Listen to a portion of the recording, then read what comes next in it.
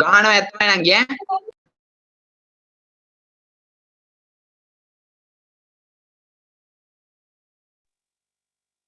ආයුබෝවන් හැමෝටම මාව ඇහෙනව නේද? Okay, thank you okay. ආයුබෝවන් පොස්ටෙන් SPM community එකෙන් කරන bootcamp series එකේ second step එක විදිහට women in post NSPM sub community එකෙන් organize කරලා තියෙන supervised versus unsupervised learning event එකට ඔයාලා ඔක්කොම සාදරයෙන් පිළිගන්නවා. අපි කලින් පවත්වපු machine learning event series එකේ second episode එක විදිහට තමයි අපි අද event එක organize කරලා තියෙන්නේ. මුලින්ම මම අපේ guest speaker introduce කරලා දෙන්නම්. අපේ campus එකේම කලින් හිටපු lecturer කෙනෙක් වෙන දැනට ඕස්ට්‍රේලියාවේ New South Wales School of Computer Science and Engineering University එකේ PhD researcher කෙනෙක් වෙන සර් ඉසුරන් අපි ආදරයෙන් පිළිගන්නවා. ආයුබෝවන් සර්. ආයුබෝවන් දිනෝෂි, ආයුබෝවන් හැමෝටම. ආයුබෝවන් sir. I invite you to deliver the speech. Okay.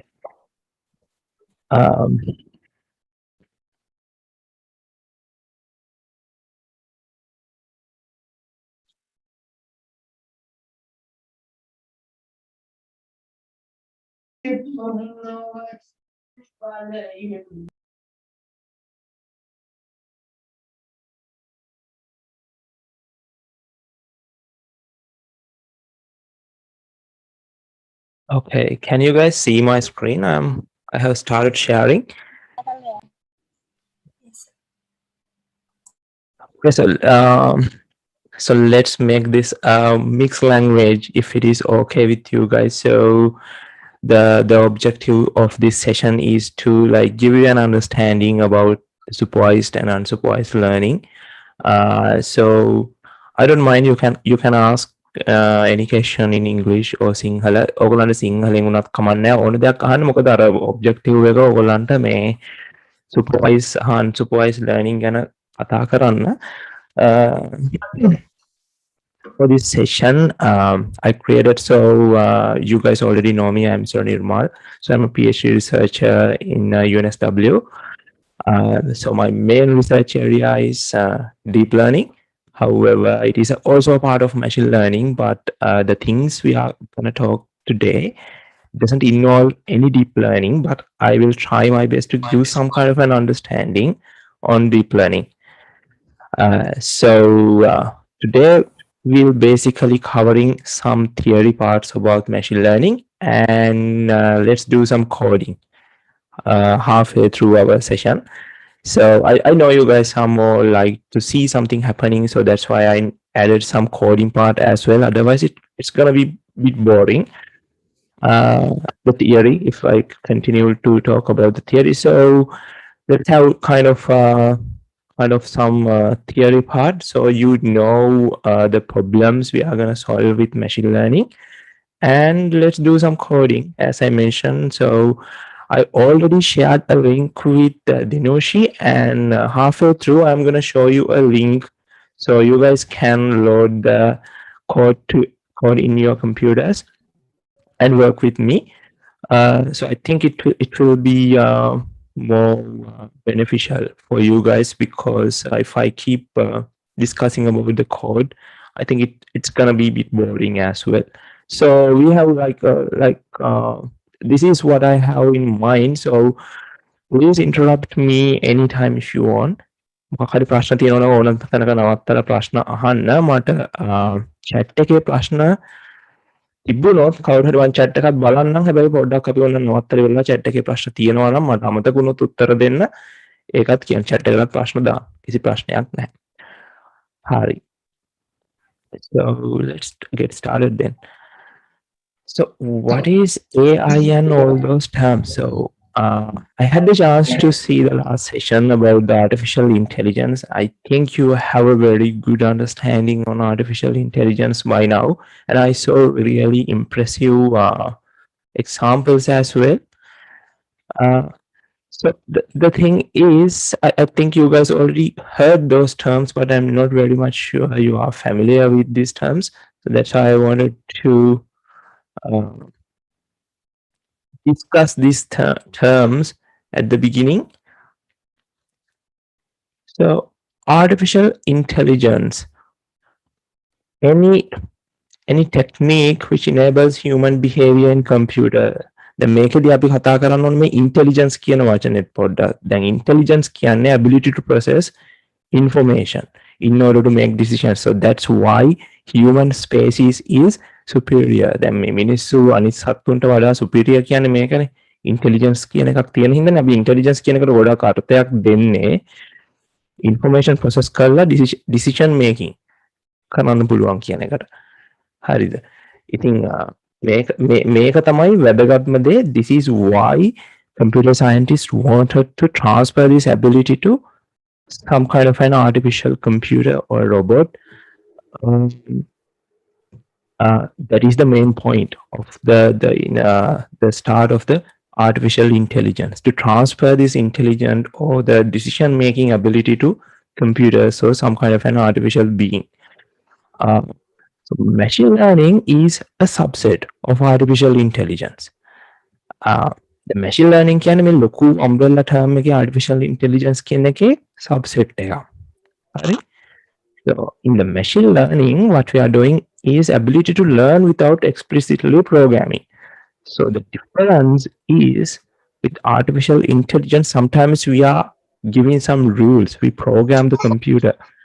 Okay, but the machine learning, the same task is there, the ability to learn. However, we are not programming the computer. We ask the computer to learn itself. Okay, so that is the difference. And the deep learning is also a part of artificial intelligence as well as the part of machine learning as well, and specific type of learning. And deep learning is actually superior to machine learning because it can extract patterns as humans does.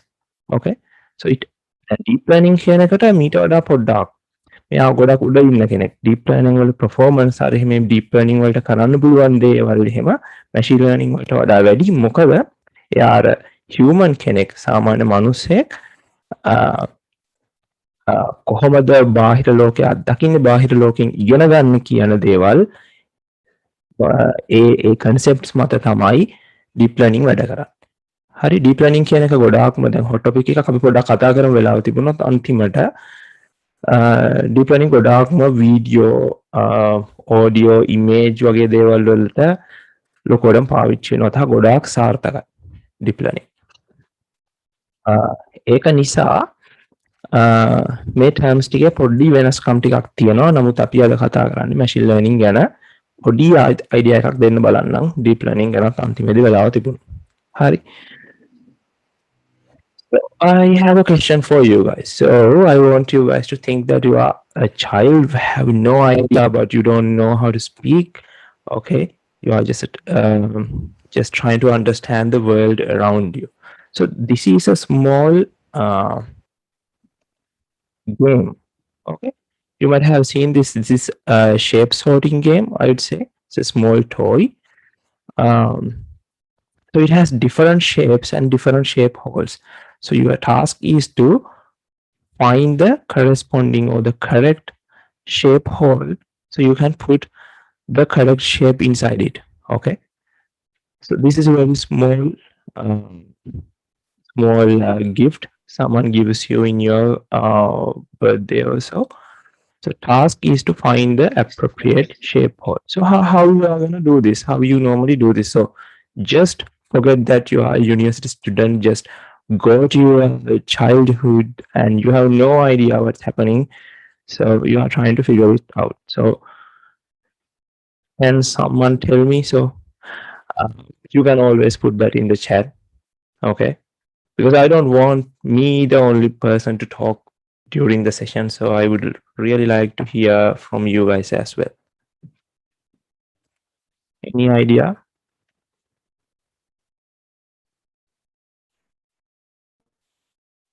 කොහොමද මේ වගේ game එකක් දැන් මේ කොහොමද මේක පටන් ගන්නෙ? දැන් මුකුත්ම දන්නේ නැහැ ලැන්ග්වේජ් එකක් දන්නෙත් නැහැ. මේක ටැග් එකක් විදියට හම්බ වෙන දෙයක් කියලා හිතන්.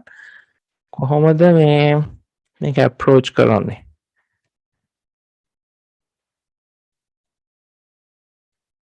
දවසක් නැද්ද?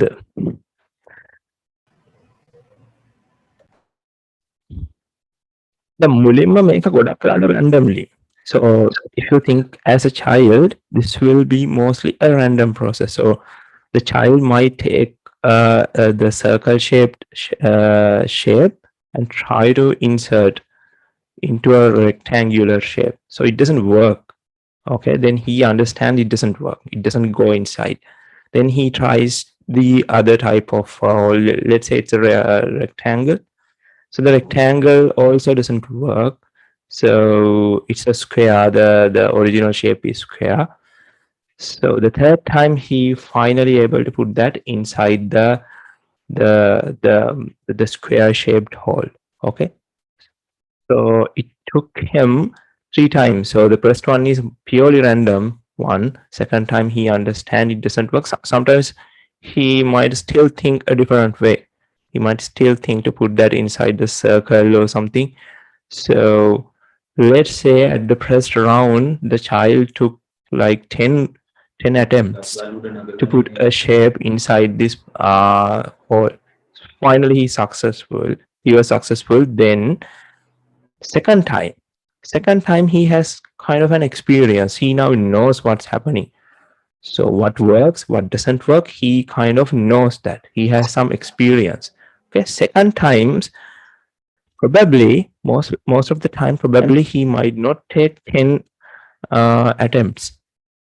Probably by 5 or 6 attempts, he will be able to find the appropriate hole to put the shape in.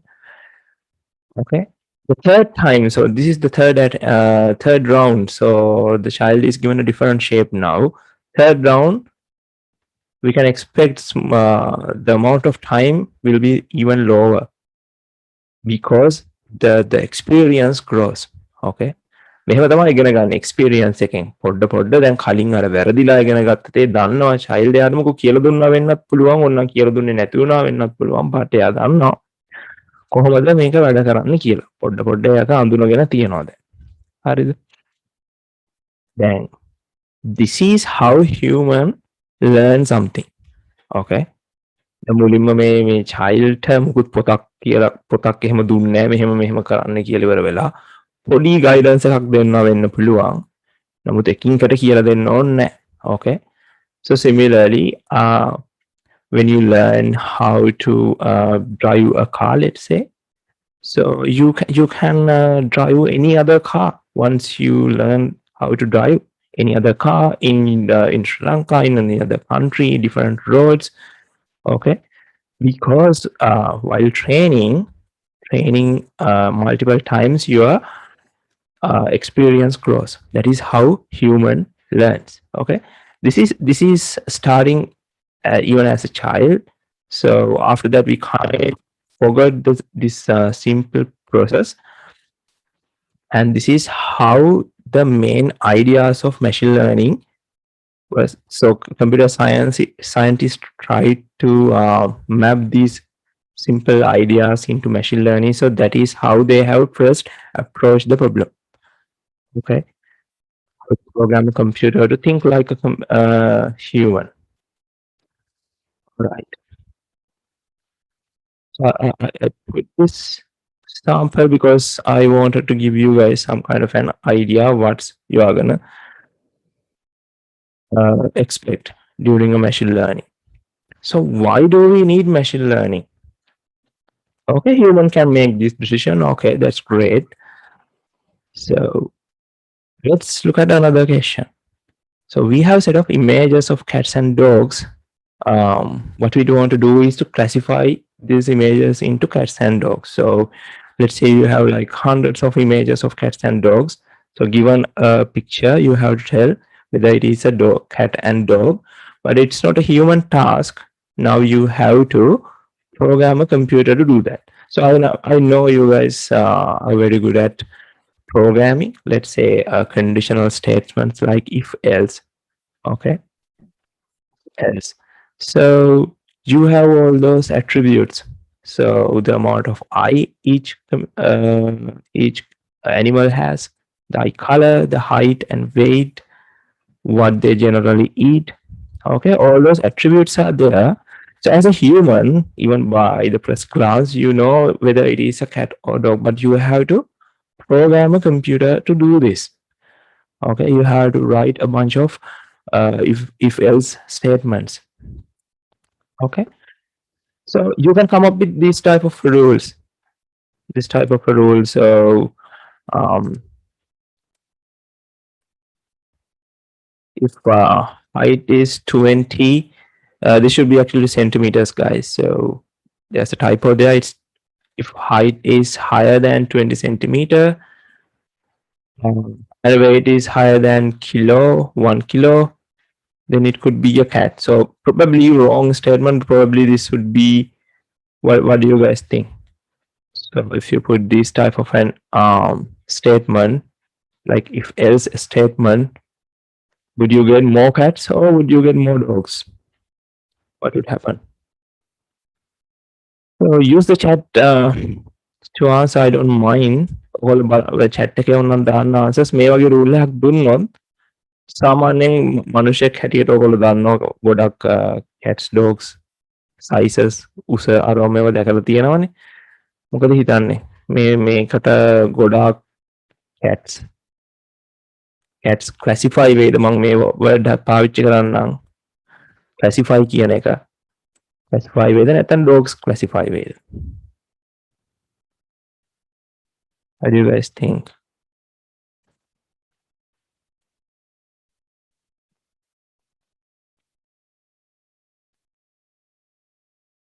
so this type of a rule will probably give more cats than dogs because as human we know mostly there might be rare instances you will find big cats like weight more than 1 kilo and height is more than 20 centimeters but But these type of rules probably give you more dogs than cats. So we are telling it's a misclassification. So our idea is to classify these things, but this is a misclassification. So likewise, you can come up with different types of rules. Okay, it will be like you can come up with millions of rules if you want to. However, it requires human knowledge to come up with these rules. Okay, so we need the machine learning. So we don't want to use if else statements. We don't want to write if else statements. We want computer to figure out all those if else statements. Okay, so that is why we need machine learning. So so if it is like, let's say if it is 10 images, pretty much it's a very simple task for human. So if it is thousands of image, computers are very good at processing this type of a large information. However, human are not. It is time consuming. So we want a computer or machine to do that, but we'll still need to give some rules to computer, and it might not be accurate all the time. So we need the computer to learn the rules itself. That's why we need machine learning. So the solution, so that this is where I wanted to come. So the previous method was not generalized enough to make predictions. So it will not capture all the cats. It will not capture all the dogs. There might be lots of misclassification. Okay. And sometimes which feature is more important to determine whether it is a cat or dog. Sometimes weight might not be the good best feature. Okay. The color of the eye might not be the best feature to identify whether it is a cat or dog. So we have to find the best feature as well. As human, we already know because from the experience, years of experience, we actually know. However, computers doesn't. So it is one of the main things. Which feature is more important to determine whether it is a cat or dog? So during our programming part, we'll discuss this, the feature. Okay.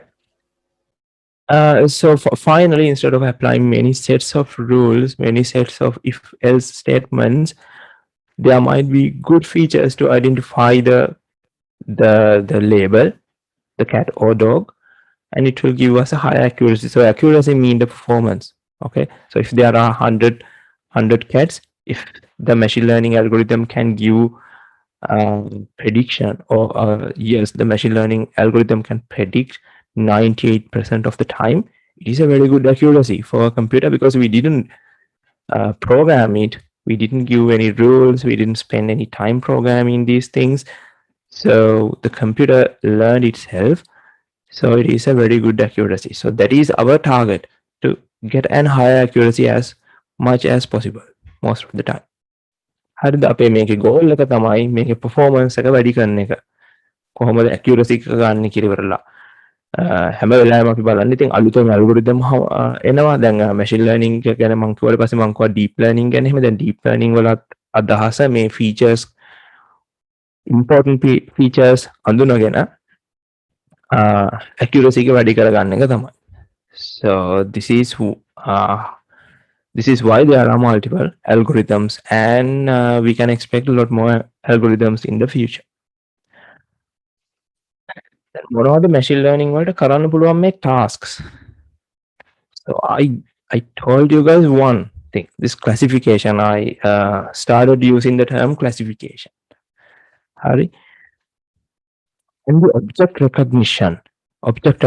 So this is very important task. So let's say you have some pictures. It contains like 10 people. So this number, the 10, as a human, it's very easy for us to recognize. But if you want to come up with an algorithm, object recognition, how many people in there, how many other objects, if it is image containing people, animals, vehicles, so how many objects, which of them are human, which of them are animal, all those object recognition is a huge task for machine learning to achieve. Okay, so it is. I think there are lots of examples about object recognition. All right, the summarization. So in the text summarization, as the name suggests, so if you are summarizing a text, you want to keep important information. So the meaning of this text won't be gone after the summarization. So the computers can do that as well. So it can remove all the unwanted information, yet keeping the important information uh, automatically. The prediction. So the prediction means the weather prediction, stock market prediction, everything comes to that.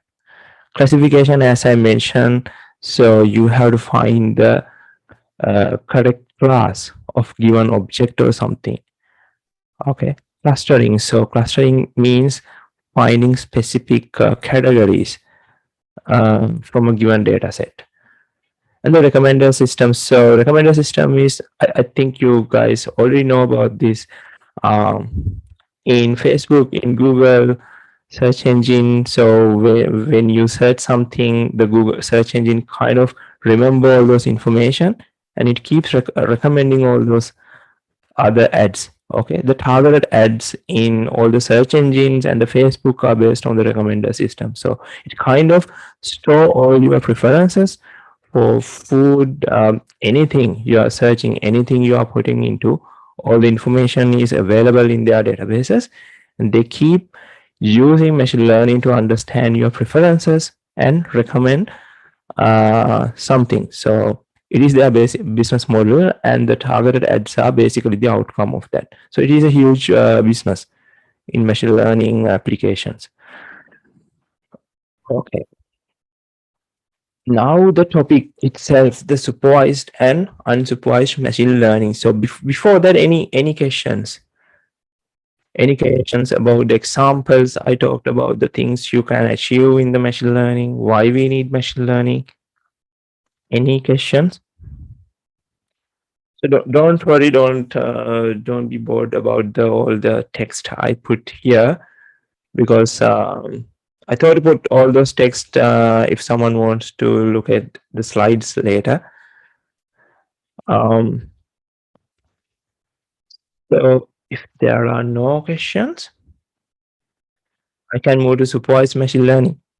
So, our main topic is to discuss the difference between the supervised and unsupervised machine learning. So I started from machine learning, and let's discuss the supervised machine learning first.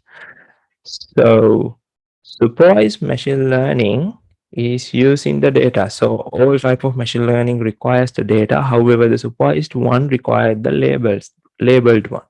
Okay. So it kind of needs some ground truth or information in order to learn. Okay. So going again to our cats and dogs example. So these images I have talked about. So first, the data set should be labeled. Some part of the data set should be labeled, whether it is a dog or a cat. Okay, මේක cat දැන් පූසෙක්ද බල්ලෙක්ද කියන එක මේ අර අපි photo තියෙන photo 100ක් විතර තියෙන එක නම් අපිට යම් ප්‍රමාණයක් හරි අවශ්‍ය වෙනවා බල්ලෙක්ද පූසෙක්ද කියලා ලේබල් කරපු. හරිද? annotate කරනවා කියලා කියනවා, මේකට ground truth එක කියලා කියනවා, ගොඩක් වචන පාවිච්චි වෙනවා. අපි annotate කරන්න ඕන යම් තාක් ප්‍රමාණයක්. මොකද supervised. දැන් this can be compared to a learning take place in the presence of a supervisor or teacher. දැන් මේ supervisor කෙනෙක් හරි teacher කෙනෙක් හරි ඉස්සරහා මොකක් හරි දෙයක් ඉගෙන ගන්නවා නම් ගොඩක් කලාවට correct කරනවා. ඔය වැරද්දක් කරනවා නම් you are being corrected. Okay, that's how the supervised machine learning algorithm works. So it does some mistakes at the beginning. However, it's been corrected by the algorithm itself. So at the end, the mistakes it usually do gonna be minimal because it keep learning. දැන් මේ මුලදි කරන වැරදි ප්‍රමාණය සහ misclassification කියලා අපි කියමුකෝ. misclassification ප්‍රමාණය අන්තිම වෙනකොට අඩුයි, මොකද algorithm එක correct කරගන්නවා ඉබේම. මොකද මෙයාව supervise කරගෙන යන හින්දා. Hari. As I mentioned, these algorithms learn from training data. Label training data. දැන් මේක train කරනවා කියලා කියනවා. මේ වචන පොඩ්ඩක් මේව කරගන්න අපි code example එකේදී මේ වචන ටිකම පාවිච්චි කරන මේක train කරනවා කියනවා. machine learning algorithm එකක්. train කරන්න අර label කරපු data set එක ඕන. train කරන්න. මොකද එයාට ඉගෙන ගන්න ඕන මොකක්ද හරි එක සහ මොකක්ද වැරදි එක කියන එක. ඊට පස්සේ predict කරන වෙලාවේදී මෙයාට පුළුවන් අර label එක නැතුව මොකක්ද label එක කියන එක predict කරන්න. unseen data කියනවා unforeseen data කියනවා මොකද මේ data set එක අන්තිමේදී predict කරන්න පාවිච්චි කරන එක අර training stage එකේදී දැකපු එකක් නෙමෙයි. හරිද?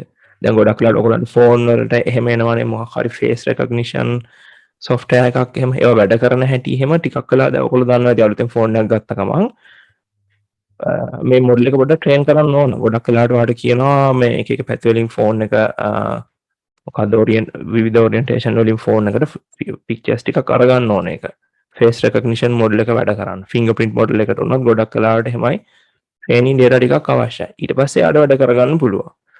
Similarly, for the supervised machine learning, we need some annotated data, labeled data, sorry. දැන් මේ අනිත් sentence දෙක ගැන එච්චරම හිතන්න එපා. මේ වගේ ලොකු project එකකදී වගේ මේක build කරන්න මේ features අඳුනා ගන්න data හරිම algorithm එක මොකක්ද කියලා දැනගන්න data scientist කෙනෙක් අවශ්‍ය වෙනවා. highly skilled data scientist ලට මේක කරන්න පුළුවන්.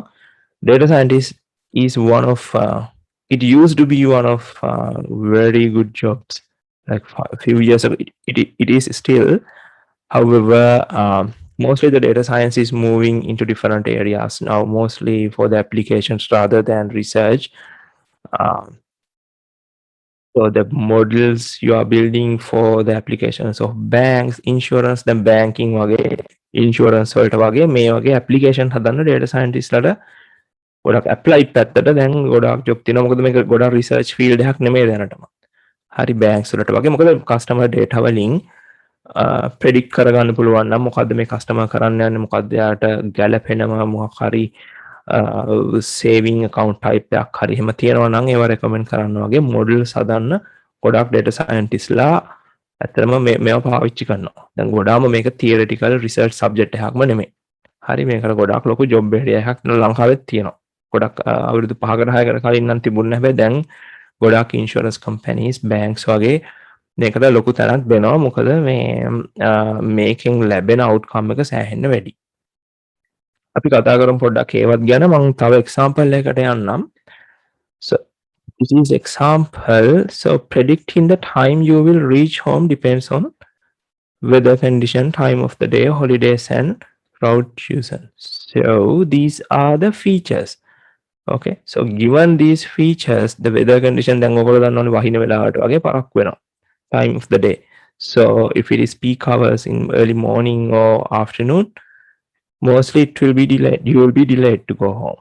And in the holidays, if it is a weekday, you will be delayed than the weekend. And the route chosen. Okay, the condition of the road, all those things. So given these variables, given these features, you can predict the time you will reach the home. Okay, then මේ වගේ අදහසක් ගන්න පුළුවන් prediction එකක් කරා. So I want to talk about two things in supervised machine learning. Then අපි machine learning කතා කළා, supervised unsupervised ගැන කතා කරගෙන යනකොට supervised machine learning ගැන කතා කරනවා. මේ supervised machine learning එකේ there are two parts. Okay, so in the classification and regression are main two parts of supervised machine learning algorithm. So mostly the algorithm we are going to talk about. So in the code example, we are going to talk about the classification algorithm. However, there are regression algorithms as well. Okay, the classification means just to sort them into groups. Okay, sort them into two distinct classes. Okay, so also we are talking about the categorical data here. Then we're going to product statistic එහෙම අමතක කෙනෙක් ඉන්නවා නම් එහෙම categorical data, numerical data එහෙම චුට්ටක් ගොඩක් Google කරලා බලන්න මේ වෙලාවේ. දැන් categorical data එකක් කියන්නේ නම් ඔයගොල්ලෝ දන්නවනේ දැන් so the gender, male or female. Okay, it's a category. So you can classify people using their gender. Also, what do you think about the age? Is it categorical or numerical data? Age and height and weight, are they categorical or numerical data? So the categorical data has clear categories like it's mostly textual, mostly not numerical. Regression, the numerical data is continuous data like your age. The age එක කිව්වොත් එහෙම මේක regression එකකට numerical data එකක් කියන්න හේතුව age එක ඕනම number එකක් වෙන්න පුළුවන්. නේ? එකේ ඉඳන් ඕනම number එකක් වෙන්න පුළුවන්. range එකක් තියෙනවා නමුත් එකෙන් ඉඳන් number එකක් වෙන්න පුළුවන්. ඒක 20 කෙනයි 30 කෙනයි කියලා එහෙම නෑ. හැබැයි අපිට numerical data උනොත් categorize කරලා විදිහට පෙන්වන්න පුළුවන්. So the classification mostly work with the categorical data, but the regression mostly work with the numerical data. Okay, then example එකක් කිව්වොත් එහෙම for the regression predicting the house prices. Okay, so you are given feature set of the house, the amount of stories, the size of the area, okay, amount of bedrooms, all these features are given. You have to predict the price of a house. So price can be anything. The classification, so it is if it is two classes, then අපි හිතන්නකො classes දෙකක් classify කරන්න තියෙනවා කියලා. දැන් අපි කවුලින් කතා කරපු වගේ cat and dog problem එක ගත්තොත් we usually refer it as binary classification. ද්විමය classification එකක්. ඒ කියන්නේ අපිට දෙකයි classes දෙකයි. අනිත් ඒවාට ගොඩක් රටීට වඩා තියෙනවාට කියනවා multi class classification කියලා. හරි. අපි multi class classification example එකක් බලමු. දැන් මේකට multi class එකකට උදාහරණයක් කිව්වොත් එහෙම determining the digit from a given handwritten digits. The handwritten මොනවා හරි තියනවා නම් එහෙම ඉලක්කම් අපිට 10යිනේ තියෙන්න පුළුවන්. 0 ඉඳන් 9 වෙනකම්. මේ ටික classify කරන්න කිව්වොත් එහෙම that is a multi-class classification problem. Okay, so you will learn this. So I just wanted to introduce these terms, but when you start coding or doing a project, you will learn these things by experience. All right, now we are going to unsupervised learning. Okay, so we discussed supervised learning and the two categories and the unsupervised learning. So unsupervised learning is you are not given those ground truth or the labels or the classes at the beginning. You have no idea. Okay, so you are given something and you are asked to do some categorization. So for example, here we have these different colored potatoes. Okay, you are asked to sort them into 3 groups. දැන් මේකේ මේ පාට තුනක වගේ මේ අර්ථාපල් අල තියෙනවා. අර්ථාපල් අර පාට කියනවා මේක වෙන් කරන්න කොටස් තුනකට වගේ. මේ කීයටද කියන clusters හරි categories හරි කීයක්ද කියන එකත් කියන්න ඕන නැත්නම් අපිට හිතා ගන්න අමාරුයි. ගොඩක් වෙලාවට අපිට algorithm එකකට මේක කියන්න වෙනවා. The algorithm have to define something inside because it doesn't know anything about this data. So we have to categorize them into 3 classes. Sorry, 3 categories. We don't use the term class here. Categories තුනකට වෙන් කරන්න ඕන. So unsupervised. No one tells you what to do, how to do, nothing. This is what you should be doing. So decide whatever you do. We are only interested in the final outcome. මොන හරි question එකක් තියෙනවද? කවුරුත් කතා කරනවා එහෙනම් මට. තේරෙන්නේ නැත්නම් මොකක් හරි මේ නිකන් ක්ලියර් නැති තැනක් තියෙනවා නම් අහන්න ඕන එකක්.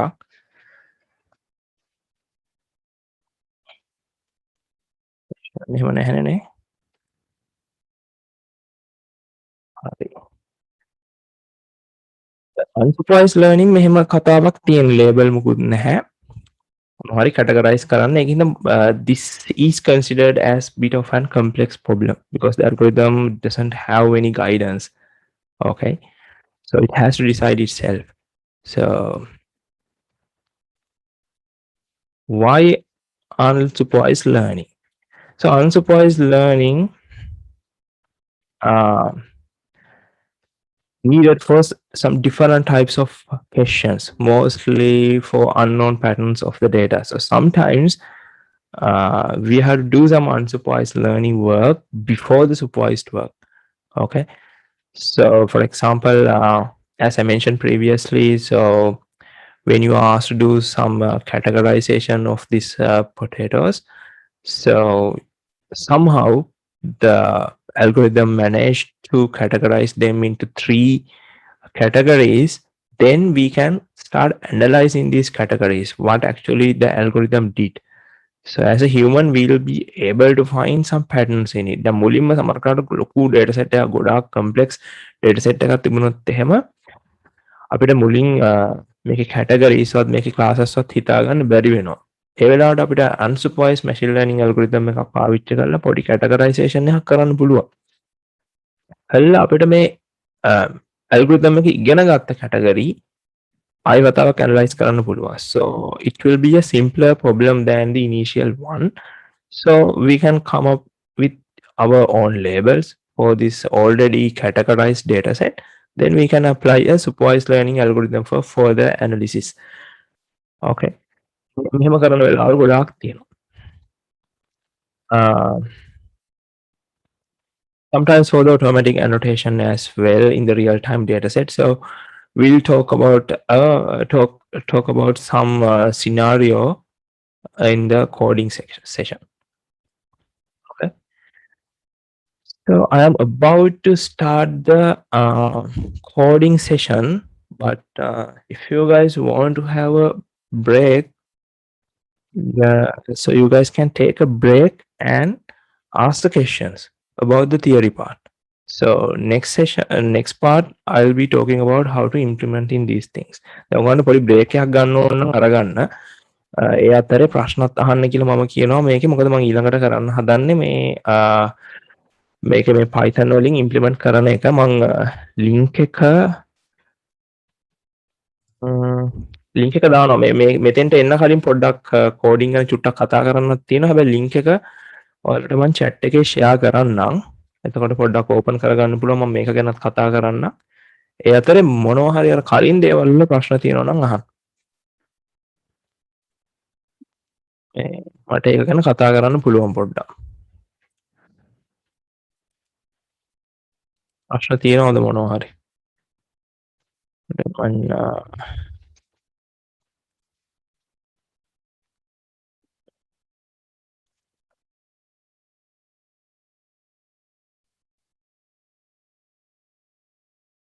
විනාඩි 5ක් වගේ ඕනම් බ්‍රේක් එකක් ගමු මේ ඔයගොල්ලන්ට ප්‍රශ්න අහන්න තියෙනවා නම් අහන්න ඒ අතරේ.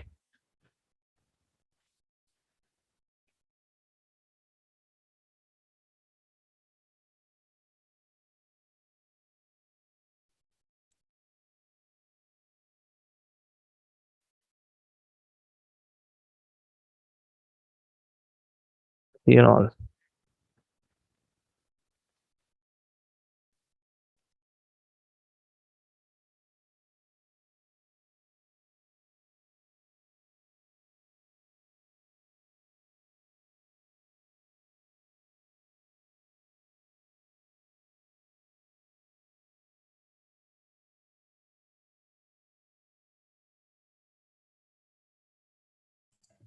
සර් chat එකේ ප්‍රශ්නයක් දාලා තියෙනවා. ඔව්. පොඩ්ඩක් මට මේ chat එකට access වෙන්න බෑ මම මේක බැලුවේ මේ මම screen එක share කරගෙන ඉන්න විදිහට ඉඳලා මට විනාඩියක් දෙන්න. share කරන පොඩ්ඩක් chat එක පේනවා. පොඩ්ඩයි. මට ඇත්තටම chat එක පේන්නේ නැහැ මම මේ අර full screen එක share කරන හින්දා පොඩ්ඩක් ඉන්න කොහොමද ගන්නෙ මම.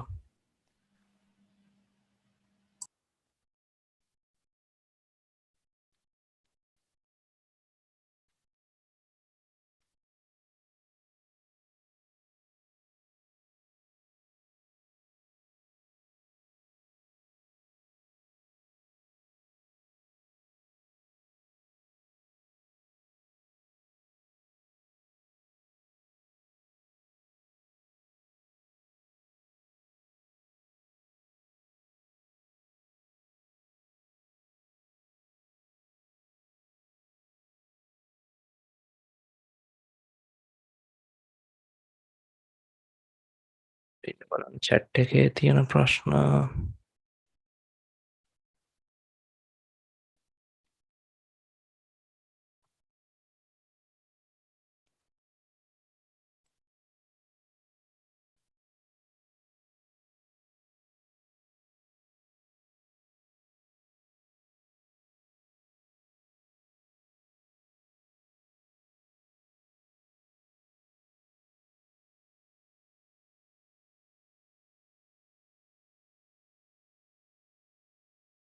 So same question, the real-time machines.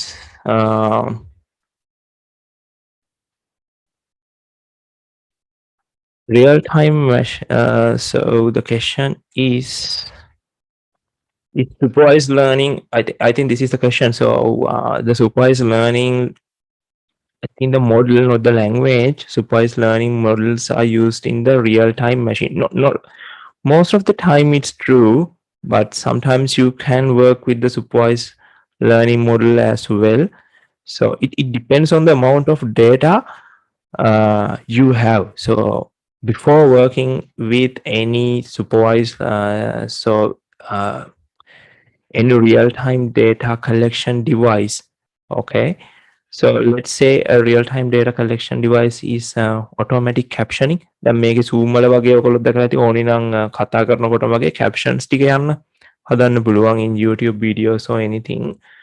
So the automatic captioning is kind of a real-time problem.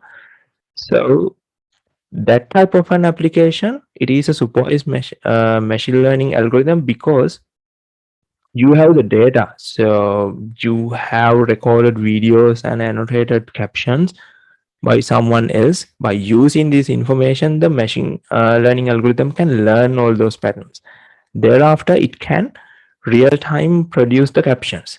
So it depends on the amount of data you have earlier. But if you are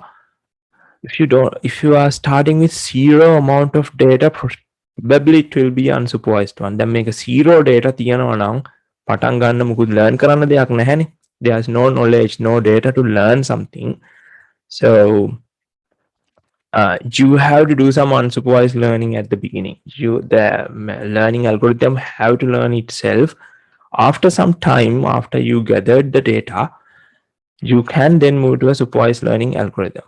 One reason behind that is most of the we'll discuss this at the end. Mostly unsupervised algorithms gives you lesser accuracy compared with the supervised version. මේක accuracy ප්‍රශ්නයක් තියෙනවා unsupervised ඒවා මොකද අර ඒගොල්ලන්ට අර prior knowledge එකක් නැහැ learn කරගන්න. සමහර කාට learn කරන දේවල meaningful එකක් නැති දේවල් තියෙන්න පුළුවන්. There might not be any meaning to what it has learned. Okay, so that's why the supervised learning algorithms are very popular, but still unsupervised ones will be available. හරිද? So supervised learning, can you explain that again? So the supervised learning is where you have the data and the classes at the same time. Classes සහ data දෙකම තියෙනවා මේ වෙලාවේදී. So the cats and dogs example, you have 100 photos of this animal and each of these photo contains a label. Okay, whether it is a cat or a dog. හරිද? මේ photos ගැන මම example එකක් ගත්තේ. දැන් code එක කළා. code එක අපි කරනකොට තේරෙයි ඔයාලට. So the class must be there because the algorithm, at the end of the day, we have to classify whether it is a dog or a cat. So we need this information at the beginning to learn as well. Then supervised learning එකේ තියෙන එකම වෙනස ඒක තමයි අපේ target එක මොකක්ද මොකක් හරි classify කරන label එකක් දෙනවා නම් අපිට මේ labels ටික මුලින්ම ඕන. We need that labels at the beginning. Okay. So anything else? So let me share that links with you. It will be easier for you guys.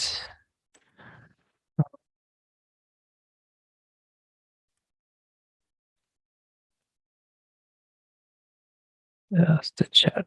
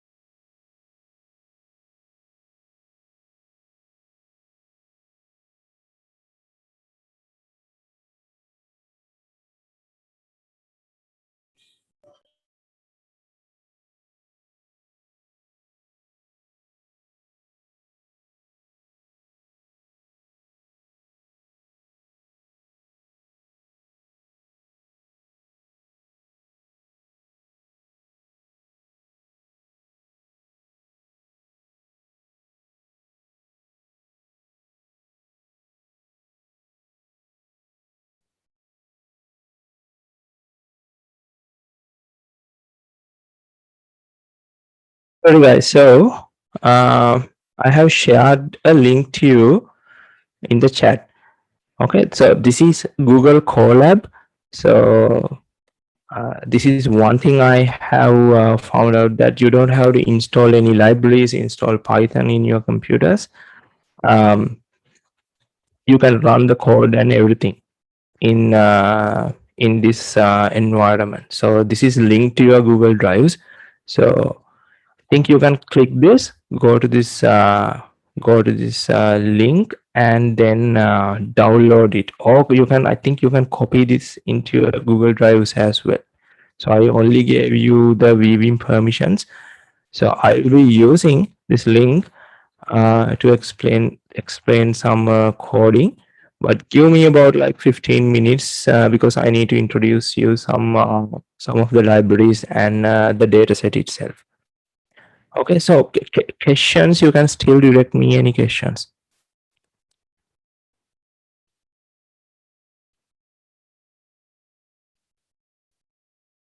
So sharing my presentation again.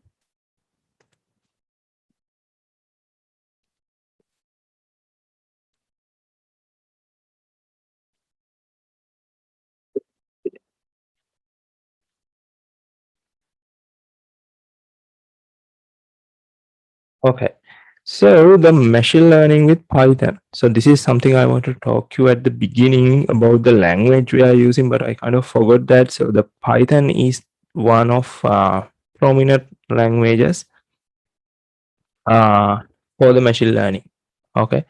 So one thing is the availability of the libraries. Most of the time, Python have almost all the libraries we need for the machine learning algorithm. So it's not only about the machine learning algorithm. We need to load data, okay, clean some of them, and then put that into the machine learning algorithm. So all the libraries we need for entire process, the Python got it covered. And I want to introduce some of the libraries. This Numpy, okay, the first one here. So the first one, Numpy, is working with the n-dimensional arrays. You know about the matrices, vectors. දන්නවනේ නේද අර අප දැන් ඔය matrix ගැන මේ වගේ data structures තියෙනවානේ. So the Numpy can work with these type of data structures very efficiently. Okay. So the computation efficiency is very high than using Python's native libraries. හරිද Python වලම දැන් list වගේ ඔයගොල්ලෝ Python නොදන්නම අය පොඩ්ඩක් කියන්න එතන people who have zero experience with Python, because I need to be a bit careful explaining the concepts. Excuse me, sir. Yeah. Python ගැන මම නම් ගොඩාක් දුරට දන්නේ නැහැ. Python ගැන පොඩ්ඩක් අපි කතා කරමු. Python අතරම ලේසි වෙන language එකක් කතා කරනවට වඩා මොකද අර ගොඩාක් pseudo code එක වගේ එක තියෙන හින්දා මේ coding Python නොදන්න එක ගැන එච්චරම හිතන්න එපා. මෙතෙන්දී පොඩ්ඩක් concepts ගැන දැනගන්න. හැබැයි මේ Python දැනගන්න වෙනවා. Machine learning, deep learning පැත්තට යනවා අනිවාර්යෙන් Python දැනගන්න ඕන. හැබැයි ඒක ගැන එච්චරම හිතන්න එපා. මේ පොඩි course එකක් වගේ කරන්න. So if you are into machine learning or deep learning and you need to explore the possibilities, so learning Python is a must. It is the starting point of anything. So I suggest you guys to take there are lots of courses, interactive courses. You don't even need to install anything in your computer. So I suggest you guys to take some courses if you don't have any Python experience. So similar to me, so we are not taught any Python in university. Okay, so the main programming language was Java. So I self-taught myself Python, C, and all other languages. So compared with other languages, Python is pretty easy language. Because it's almost like the pseudocode. දැන් ඔයගොල්ලෝ pseudocode කියන එක දන්නවනේ නේද? අපි මොකක් හරි program එකක language specific නැතුව logic එක විතරක් ලියන විදිය. So Python is pretty similar to that. So it's easy to understand. The syntax is very clean. When I say very clean, sometimes you will find it's a bit annoying because it doesn't have the brackets. At the brackets එහෙම මුකුත් නැහැ මේ Python වල දැන්. පාවිච්චි වෙන්නේ ගොඩක් වෙලාවට කෝලන් එක තමයි තියෙන්නේ. ඔය කෝලන් එකකින් හින්දා ගොඩක් කට්ටියට මේ කේන්ති යනවා මේ මොකද කෝඩ් එක වැඩ කරන්නේ නැහැ හරියට කෝලන් එහෙම තිබ්බේ නැතුව. But user ID like VS Code, PyCharm or anything, it will be much easier. Okay, so දැන් මේ Python කියන එක සාමාන්‍ය පාවිච්චිය සහ machine learning වලට පාවිච්චිදී පොඩ්ඩක් වෙනමම මේ කල්චර් එකක් වගේ තියෙනවා. එතන අපි පාවිච්චි කරන මේ notebook කියලා ඉවර වෙලා ID එකක්ම නෙමෙයි. It is a kind of an yes, it is a kind of an IDE, but I would say more like a framework. හරිද මේ ඒක ඇත්තටම server එකක් විදිහට run වෙන්නේ. IDE එකකම තියෙන ඔක්කොම full functionality එක නැහැ, web based තියෙන්නේ. So machine learning based models are mostly working with this type of an framework. Okay, so NumPy, SciPy, Matplotlib, and Scala will be mostly available for the machine learning only Python. For the generic type of Python tasks, you will still find lots of algorithm, but most of the like desktop application development and all those stuff.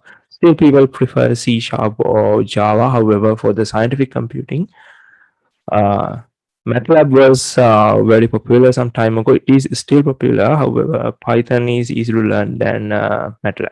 Okay, so don't worry too much about not knowing Python. I'll try my best to be simpler, explaining the concepts. Okay, so as I was saying, this NumPy is one of a way we are gonna represent the n-dimensional arrays, the SciPy, and the scientific and high performance computing. So mostly the SciPy contains a lot of libraries for the scientific computing. The matplotlib is something ported from MATLAB. So if you heard the MATLAB කියන එක ඔයගොල්ලන්ට first year තියෙනවා නේද? I remember you guys have MATLAB. So the time I was lecturing in NSPM, I remember Yes, sir. MATLAB was there. MATLAB, MATLAB. So if you don't know about it, don't worry too much. So MATLAB was also a very popular scientific computing language and a software stack. So there are people are using that for scientific publication. Then ඔය scientific publication වල එහෙම තියෙන charts එහෙම තියෙන එක plot එහෙම තියෙනවා. ඒකෙන්ද දැන් Python පාවිච්චි කරන developers ලටත් මේ වගේ එකක් ඕන වෙලා. So what they did was they ported the MATLAB libraries into Python. දැන් මේ data visualization, data plotting කියන එකත් ලොකු දෙයක් machine learning වල. මොකද ඔයගොල්ලෝ මොන දේ ඉගෙන ගත්තත් මොකක් හරි අලුතෙන්ම කොච්චර accuracy වැඩි කළාත් මොකක් හරි මොඩල් එකක් හැදුවත් වැඩක් නැහැ. You have to input this information into a business minded people.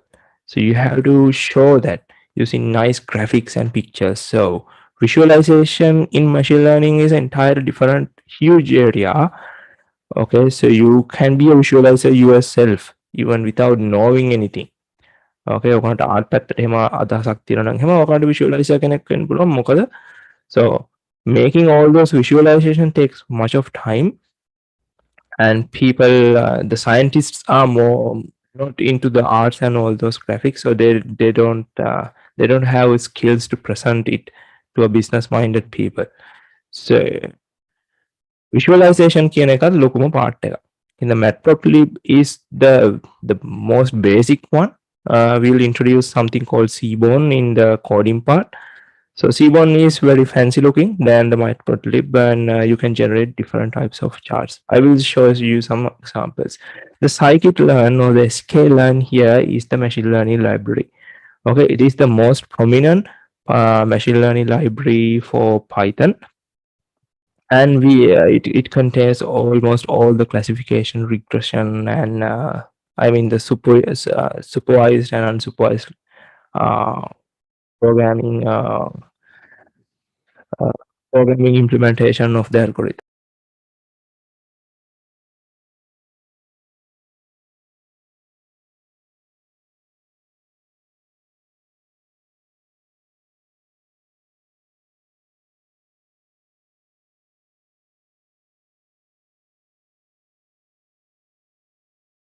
Excuse me, sir. So we can't hear you.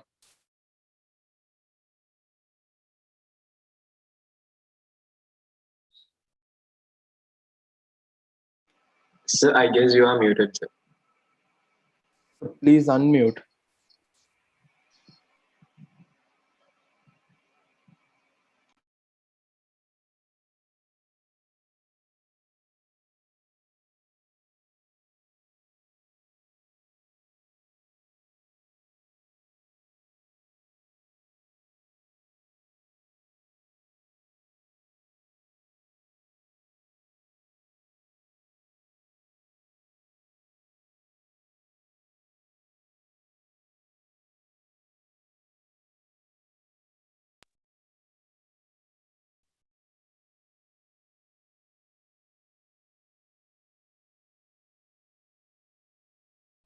How about now, guys?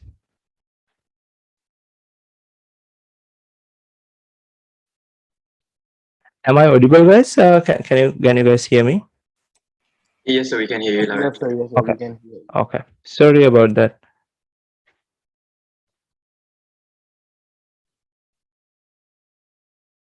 I think I missed to explain these things: the Numpy, Sci-Fi, and the Matplotlib, and the scikit-learn. As I was saying, the Sci-Fi and the Matplotlib. Matplotlib is the visualization library, so you can come up with nice visualization, the charts and the plots, everything. But Matplotlib is very scientific looking. So instead of Matplotlib, we are using some fancy looking package called Seaborn. We will discuss that. And the scikit-learn is the most important one. So my video, okay, my video is there. So scikit-learn is the machine learning library. Okay, it has almost everything, almost all the programming implementation of um, the algorithm. Okay, and it works on top of NumPy and SciPy. Okay, so let me move to a typical work process. Or we are telling this a pipeline or a workflow of machine learning algorithm implementation. So first, let's assume you already have the data set. Okay.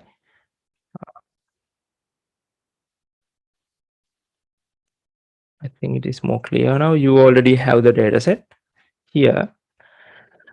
So it contains the labels and the raw data. Raw data means it doesn't processed. At the මුකුත් process කරලා නැහැ මේකේ labels ටික තියෙනවා data ටික තියෙනවා. හිතන්න නිකන් pictures වගේ එහෙම තියෙන එකක් නම් ඒ ටික විතරයි තියෙන්නේ. හරි. So you have to extract the features. So now you have to come up with features. So let's say in our cats and dogs example, the features are the height, weight, the eye color, all those things, the features. So you have to extract those features from the raw data. Okay, then you have the data set. So sometimes you might not even have the data, so you have to collect this data from the beginning. So usually this is not a part of the machine learning algorithm, so that's why I didn't include it here. But if you don't have the data, you have to collect them at the beginning and label them or annotate them. We are using these terms. And the training and the test data set, now we have to split them into the training and the test data set. So the training data set is used to train the algorithm. The test data set, we don't use that during the training. We keep it at the end. We test the learned algorithm using the test data set. And if it gives a very good performance, very good accuracy, හිතන්නකෝ 190 ගානක වගේ accuracy එකක් දෙනවා නම් yeah, we can conclude the steps. So we can just stop and say, yes, this is the algorithm implementation for this specific problem. So it's yeah, so we were able to come up with a very good model. Okay, otherwise you have to keep repeating. Okay, you are training the algorithm using the data set, checking the performance using the test data set, keep doing until you get a very good performance. So this is a iterative process. Okay, and the final model, as I mentioned, for the evaluation with the labels, and now it's ready to work with the unseen data because you have tested it with the unseen data. So now you can use it for your own work. So this process, this pre-processing process, is mostly one-time process. However, if you don't find enough data, then හිතන්නකෝ photo 100ක් මදි වගේ තේරෙනවා නම් එහෙම තව ඕන නම්, so you have to keep adding that data as well. So sometimes it is only a one-time step. So the learning and evaluation is iterative processes. So you have to repeat the same process many times until you get a very good model. Finally, the prediction one, it is also one time because you are using that for your own work. You can predict something using the already learned model. So for the classification, supervised classification one, I'm talking about this decision tree algorithm. So I'm not giving you much details about the implementation, all those stuff. Just wanted to show you how this algorithm works. Okay. So this is a brand new example I'm taking here. So you have some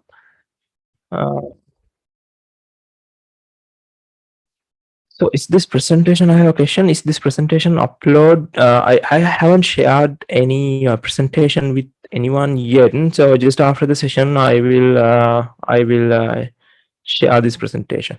Okay, so you guys can check this later. So as I was saying, this decision C algorithm, it creates a tree of decision. So you have all those people database now. So let's say you have 5 people and you have the age, gender, occupation, and let's say you have many more features from them. So using each of these features, you have to create a decision tree. So does the person likes computer game? So this is your task to identify at the end. So if the person is person's age, so age is one of the features here. Age is less than 15. You are checking whether he is a male or not, and if it is male, you are giving some kind of prediction score. Okay, it's a prediction score. So we'll see how the score looks like in the example. So you are assigning prediction score to each people. Okay. මේකදි කරන්නේ score එකක් දෙනවා. අපි හරියටම කියන්නේ මෙයාව නිකන් හරි 100%ම හරි අපේ මේ ප්‍රශ්නෙට ගැලපෙන කෙනෙක් කියලා කියන්නේ අපි යම් තා ප්‍රමාණයට ප්‍රෙඩික්ෂන් එකක් කියන්නේ. හරි ස්කෝර් එකක් එක. හැම වෙලාවෙම ඇල්ගොරිතම් එක ප්‍රෙඩික්ෂන් එකක් තමයි කරන්නේ 0 1 අතර. දැන් ඔයගොල්ලෝ දන්නවනේ probability නේද?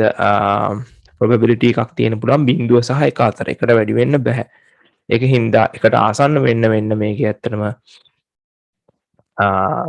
මේකේ මොකද්ද performance හොඳයි එකට ආසන්න වෙන්න හැම වෙලාවෙම prediction එකකින් තමයි කියන්නේ. හරි 0 1 අතර සංඛ්‍යාවක් තමයි අපිට එන්නේ. දැන් මේ decision tree algorithm එක අතර මේ වගේ tree එකක් structure එකක් හදා ගන්නවා. එයාම ඉගෙන ගන්නවා. දැන් මේ අපි ඔයගොල්ලෝ දන්නවද මේ වගේ එකක් දුන්නොත් එහෙම we have to create an if else statements. We have to come up with our own if else statement if you are asked to program it yourself. But the decision tree algorithm create this decision tree itself. Okay. So this is the main supervised learning algorithm we are discussing today. Right. So now I'm introducing the data set to you guys. So data set, that is the first part. So any questions up to now?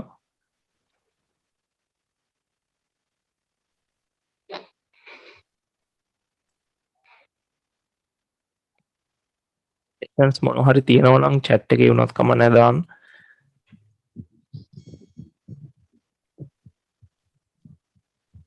Alright, so the iris dataset or the iris flower dataset is very classical dataset, guys. So this was available for like more than 30 years, but it is very popular. So if you look at some textbooks in machine learning and some articles, probably people are using iris flower dataset for the examples. Okay. So this data set is very small one, like only 150 rows. However, it's quite popular. So this iris is type of a flower. So this data set contains the width and length of the petal and the sepal. Okay, so petal, zoom here. So this is the petal, and the length and the width is recorded here, and the sepal, the length and the width. So only just 4 features. හරිද මේක features 4යි. මෙන්න මේ features 4 තමයි මෙයා record කරලා තියෙන්නේ. ඊපස්සේ class label එක. දැන් මම කියන්නේ class label එකත් අපිට ඕනයි කියලා. So the class label is the name of flower itself. So it has 3 varieties. This iris setosa, iris versicolor, iris virginica. හරිද මේ මල් වර්ග 3ක් තියෙනවා. මේකම විශේෂයෙන් මල් වර්ග 3ක් තියෙනවා. මේ මල්වර පෙටල් එකේ සහ සෙපල් එකේ තියෙන දිග සහ පළල මැනලා තමයි මේ ඩේටාබේස් එක හදලා තියෙන්නේ. එතකොට මේ සෙටෝසා කියන එකේ 50ක් තියෙනවා, වර්සිකලර් කියන එකේ 50ක් තියෙනවා, වර්ජිනිකා කියන එකේ 50ක් තියෙනවා. ලයින් 150ක පොඩි ඩේටාබේස් එකක්, ඩේටා සෙට් එකක් අතන. ඩේටාබේස් එකක් කියන වචනේ වැරදි, ඩේටා සෙට් එකක්. ඒකේ ටාස්ක් එක මොකද්ද? කවුරු හරි chat එකේ දාන්න බලන්න what is the task of this data set, so or the machine learning algorithm, what is the task? මේ task එකක් තියෙන බෑ, අපි මොකක් හරි classify කරන task එකක් තියෙන්න බෑ. මොකක්ද task එක? Yes, the identify the flower type. Yes, species. Let's say it's the species. හරිනේ. එහෙනම් ඒ කියන්නේ supervised learning කියන එක තේරලා තියෙනවා ඔයාලට. So we have to identify the class label. That is very simple. Okay. So the dataset contains some data. We are using some amount to train the classifier, and we are using some test data to verify whether the algorithm learned itself. All right. හරිද? dataset එක ගැන ආයි පොඩ්ඩක් කතා කරමු. Code එකේදී මම පෙන්නන්න dataset එක මීට වඩා. So the link, we have one got the link. Let me put that.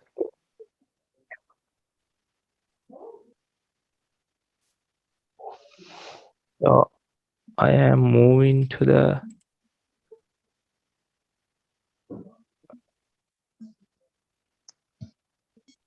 sharing. Okay.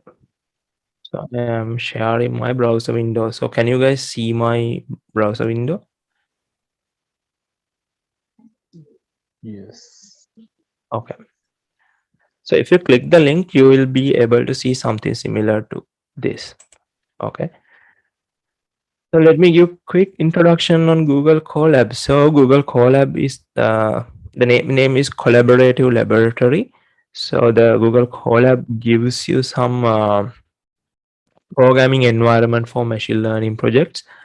So they give you the storage, the computational power, and so for the deep learning work, we are not using the CPUs, we are using GPUs. Okay, graphic processing units. Okay, probably you guys may be using for the gaming, for the because the CPUs are not enough, we need the GPU acceleration. So the thing is, GPUs are quite expensive. However, Google Colab gives some of the GPUs for free, but if you need more computational power, you can purchase it in the very cheaper price. It is compared with buying your own server with multiple GPUs, it is quite cheap. Okay, and the other thing is you have everything installed, the Python and all the libraries, and it is web based as well. So you have you can share this with any your friends as well. You can work together. So it has everything than installing this environment in your computer. So if you want to install anything, any machine learning, if you want to work with machine learning in your personal computers, you have to use the Anaconda environment. Okay, Anaconda is it's a package manager for Python, and it will give you some environment like this. We are telling it Jupyter. So if someone wants, just send me a message. I can share some links later. Okay. However, for this stage, I recommend you guys to stick with the Collab, because you don't have to spend much time installing all those stuff. Okay, so it's quite easy to work with. So I already introduced the Iris dataset. I put some information here as well. Actually, this is copied from someone else. I put the reference to the original implementation. So Iris dataset gives you these 4 features. Okay. දැන් මේකේ features 4ක් වගේ තමයි තියෙන්නේ. මේ dataset එකට දීලා line 150ක් තියෙනවා. හරිද? අපි නිකන් Excel එකක් වගේ Excel sheet එකක් වගේ ගත්තොත් එහෙම line 100 ගාණක් තියෙනවා. හරිද? මේකේ ඇත්තටම වෙනම run කරන්න ඕන නම් ඕගොල්ලන්ට මේ ඕන වෙනවා තව file එකක්. CSV එක මේක තමයි ඇත්තටම මේ dataset එක තියෙන්නේ. I will share this with you as well, but I don't think I can share. Oh, I can share some files here. So if you want the iris dataset, if you want to run run these examples, just let me know. I think I can share the file here in Zoom. I haven't done this before.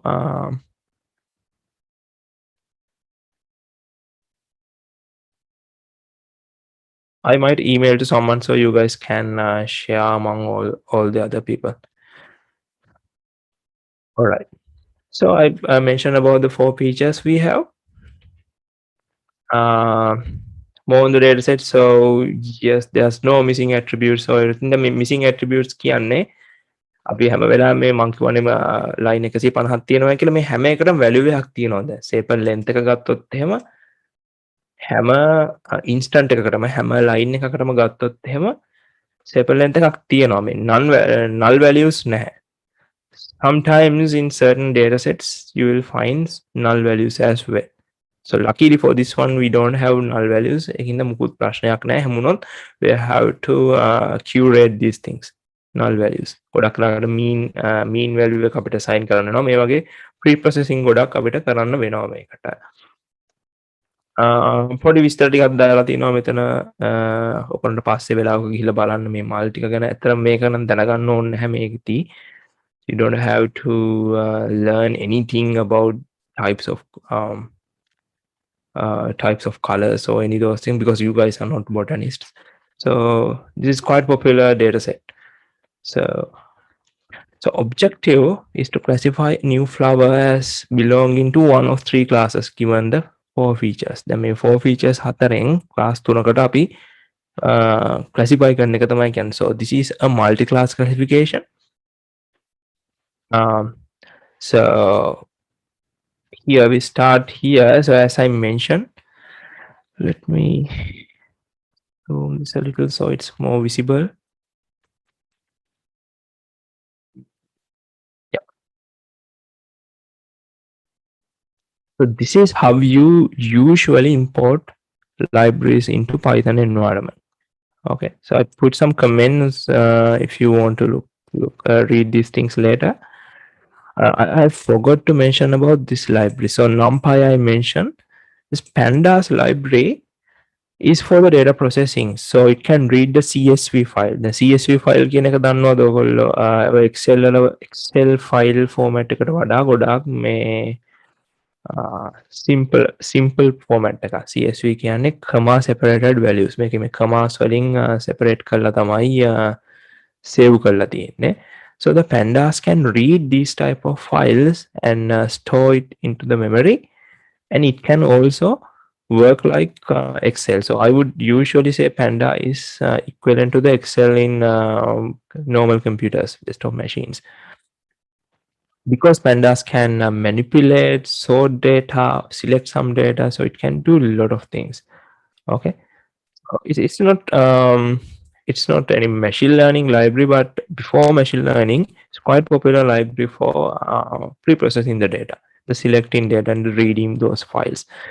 So the matplotlib library I mentioned about this earlier, the Seaborn is a Python visualization library based on the matplotlib. It works on top of matplotlib. It gives some fancy visualizations. Okay. ඒකට ගොඩක් ලොකු ගොඩක් ලස්සන visualizations දෙන්න පුළුවන් matplotlib එකට වඩා. මේ ගොඩක් ඒකට control එකත් වැඩි. ගොඩක් visualization types ඒ කියන්නේ plot type ගන්න හැමත් වැඩි සාමාන්‍ය මේ එකකට වඩා. සාමාන්‍ය matplotlib වලට වඩා. So at the very beginning, this is how you usually do it. At the very beginning I import these libraries. මේක මේ as np කියලා කියන්නේ ඔයගොල්ලෝ දැකලා නැත්නම් මේ Python වල මේක කරනවා. This is an alias. මේක මේ පොඩි නමක් දෙනවා, short name එකක් දෙනවා. So usually np, pd, plt, sns, these are very popular types of aliases we usually use. දැන් මේක ගොඩක් කට්ටිය මේකම තමයි පාවිච්චි කරන්නේ. දැන් Seaborn කියන එක import කරගන්න sns කියන එක තමයි දාන්නේ. හරිද NP කියන එක ගොඩක් කරලා පාවිච්චි කරනවා හැමෝම වගේ මේක නිකන් naming convention එක වගේ තමයි. Okay, so I'm gonna read the first, so let me run this again. මේක මේ කලින් run කරලා තියෙන හින්දා මේක හදාගෙන යද්දි මේකේ මේ results ටික පෙන්නනවා නැත්නම් මේවා empty තියෙයි ගොඩක් කලාවට. So I am loading the CSV file now. දැන් මෙතෙන් මම මේ CSV file එක upload කරලා තියෙන්නේ මගේ location එකට Collab එකේ. මම ඒක read කරනවා මේකට. හරිද මේක දැන් pandas data frame එකක් විදිහට තමයි මේක read වෙලා තියෙන්නේ. ඔකට ඕනම් click කළොත් එහෙනම් මේක බලන්න පුළුවන් මොකක්ද මේ this is one of the very good features in the Collab as well, because when you hover your cursor you can see the parameters and the return types and all the doc string as well, the information about the function. Yeah. හරිද දැන් මේක මේ head කියන එකෙන් මට ඇත්තෙම පුළුවන් මුල් line පහක් වගේ බලා ගන්න. මොකක්ද ඇත්තටම තියෙන්නේ කියලා. දැන් මේකේ ඔයගොල්ලෝ බලුවොත් පේනවා ඇති මේ ID එකක් තියෙනවා. ඊට පස්සේ header එකක් තියෙනවා. මේ headers ටිකෙන් කියනවා මොකක්ද මේ feature එක කියලා. මේවා මේ centimeters වලින් තියෙන්නේ. හරිද? දැන් මම කියවනේ features 4යි තියෙන්නේ කියලා. මෙන්න මේ features 4 තියෙනවා centimeters වලින්. මුලින්ම ගොඩ අපි මේ මේවට මේ numerical value දාලා තියෙනවා මිසක් අපි මේකට මේ unit එකක් දාන්නේ නැහැ. We don't add an unit here. We just mention it at the header. Okay. Everything is in centimeters. It doesn't, most of the time it doesn't even matter the type of unit you are using. Okay. The species ඔකරන්න මේක වගේ අර type එක setosa තියෙන එක තමයි පළවෙනි පහම තියෙන්නේ setosa කියන වර්ගය. Okay. So I'm running the iris.shape with the shape of the data set. දැන් මෙන්න මෙතෙන්දී ඔයාලට පොඩ්ඩක් අර matrix ගැන තියෙන දැනුම මතක් කරගන්න වෙනවා. So this is the shape 150 rows and 6 columns. හරිද? මේක මේ 2D matrix එකක් විදිහට තමයි තියෙන්නේ. 150ක් rows තියෙනවා. නිකන් පොඩ්ඩක් imagine කරගන්න බලන්න මේක නිකන් Excel එකක තියන විදිහ. 150ක් rows තියෙනවා. 6ක් columns තියෙනවා. Usually this is how like typical data sets are represented. And so the pandas library have this info function as well. So when you run the info function, it gives you some idea. Okay. So ID 100, the count is 150, the data type. So these data types are Python native types. It may be Python native or sometimes the Numpy data types as well. Doesn't matter. Usually you can see it's integer, other 4 variables. Sorry, 4 features are float, the numbers, and the species is object. Actually, this is a kind of an string type. Okay. Object is kind of a complex data type in pandas, but when you look at it, it is a string type. It was make a memory කොච්චර ගිහින් තියනවාද මේ වගේ පොඩි summary එකක් පෙන්නනවා. Now we have to remove this ID column. So we have this ID column. We don't need this. Okay, usually this ID column doesn't make any sense to the data. The algorithm, because the order of these lines doesn't matter. That make me පිළිවෙල. ඒ කියන්නේ අපි line එකේ තියෙන තැන කියන්නේ මේ data point එකක් තියෙන තැන වැදගත් නැහැ. Okay, it is not important for the algorithm. So we have to remove this. So this is how I am gonna remove this. I'm kind of just dropping the ID column itself. Now let me run the ID's head. So as you guys can see, we have our 4 features 1, 2, 3, 4 and the class label as species. Okay, so this is what we call the pre-processing. Then මේ අපිට ඕන හැටියට අපේ මේ දේවල් අයින් කරලා හදලා ඉවරලා ගන්නවා මේ data set එක machine learning algorithm එකට දෙන්න කලින්. So after that, before going into machine learning algorithm, we have to do some exploratory data analysis. Okay, we have to explore the data set. we cannot just use an algorithm. We have to understand the data set. So this is a relatively smaller data set, so it is kind of easy. Otherwise, exploratory data analysis will give you something you cannot see, something human cannot understand, because this is just 4 features.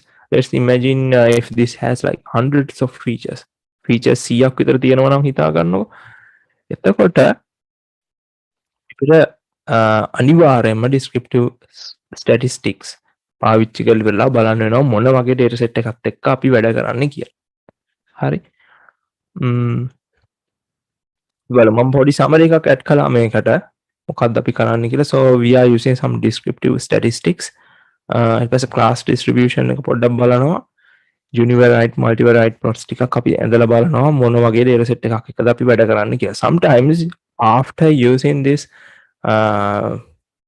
analysis part or the data exploration part, we can have lots of insight about what type of algorithm we should be using, what type of data we have, like lots of things.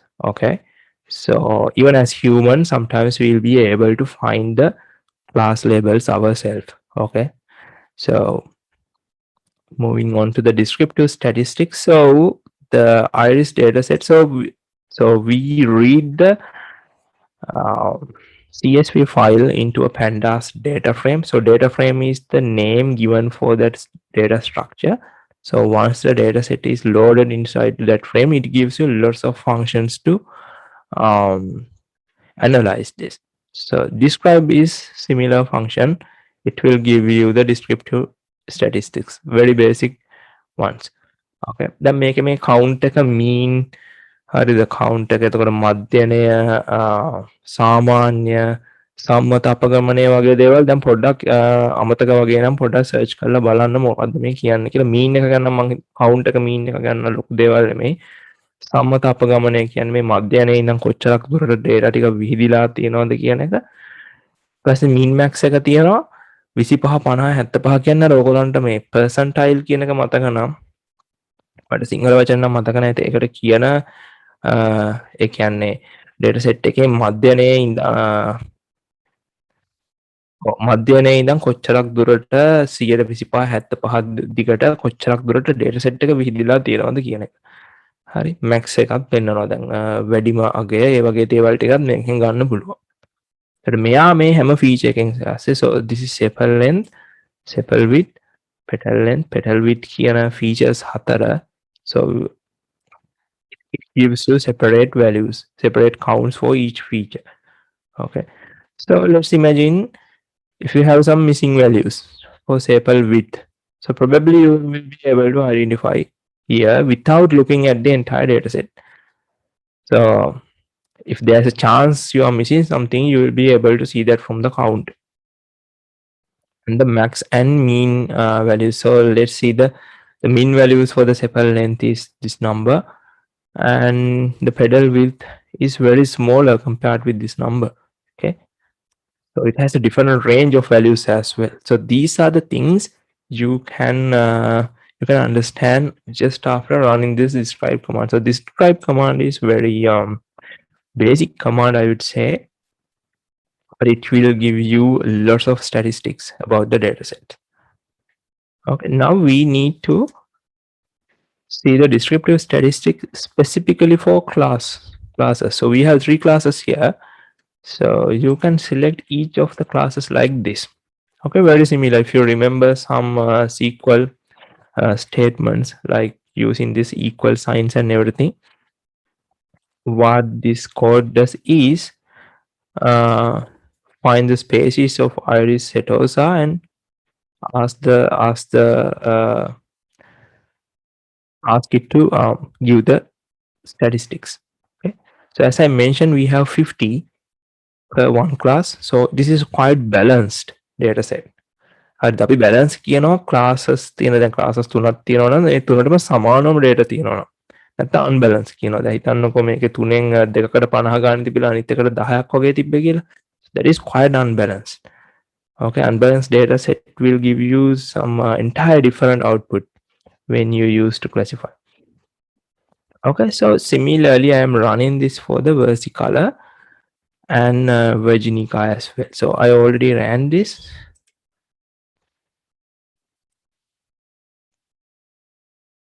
It will generate you this information. So pretty much basic things. I'm not going to even describe these things because I cannot find any anomaly in the data set. මේක මුකුත් වෙන නිකං check කරන්න දෙයක් නැහැ මට ලොකුවටම මොකද 50 ගානේ තියෙනවා කවුන්ට් එක මේ mean steady mean වගේ දේවල් වල ලොකු මේ ඉලක්කම් වලින් පේන අවුලක් නැහැ but I need to do some further analysis about the distribution. Okay, I will show you how to do that. And numbers are sometimes numbers are good but not very attractive, so we'll have to come up with different charts and plots to look at the data. Okay, I'll show you later. So the class distribution, so as I mentioned, we have to check whether it is balanced or imbalanced. Okay, so I can group by. Group by is very powerful functionality in pandas. So group by species and give you the size. So I am only interested in the count of each group. So it gives you species. We have three classes and each of them have 50 each. So quite balanced data set. So it will there will not be a lot of issues with the algorithm because it is balanced. So now we are going to check the univariate plots. Univariate එකක් කියන්නේ අපි ගොඩක් කලාට කරන්නේ එක variable එකක් අරගෙන ඒක compare කරලා බලනවා class level එක. In a univariate we are getting one variable and compare it with the class level. So the box plot. I think box plot is like O-level maths. Okay. I remember learning box plot in the O-level maths, so probably it's nothing new for you guys. So this PLT, I'm not explaining the code a lot because there are some people who don't know Python, but PLT is the matplotlib library. So this figure, I'm creating a figure by 2x2 figure. That's what this fig size 2x2 means, because we need the 2x2 figure to visualize all four features we have.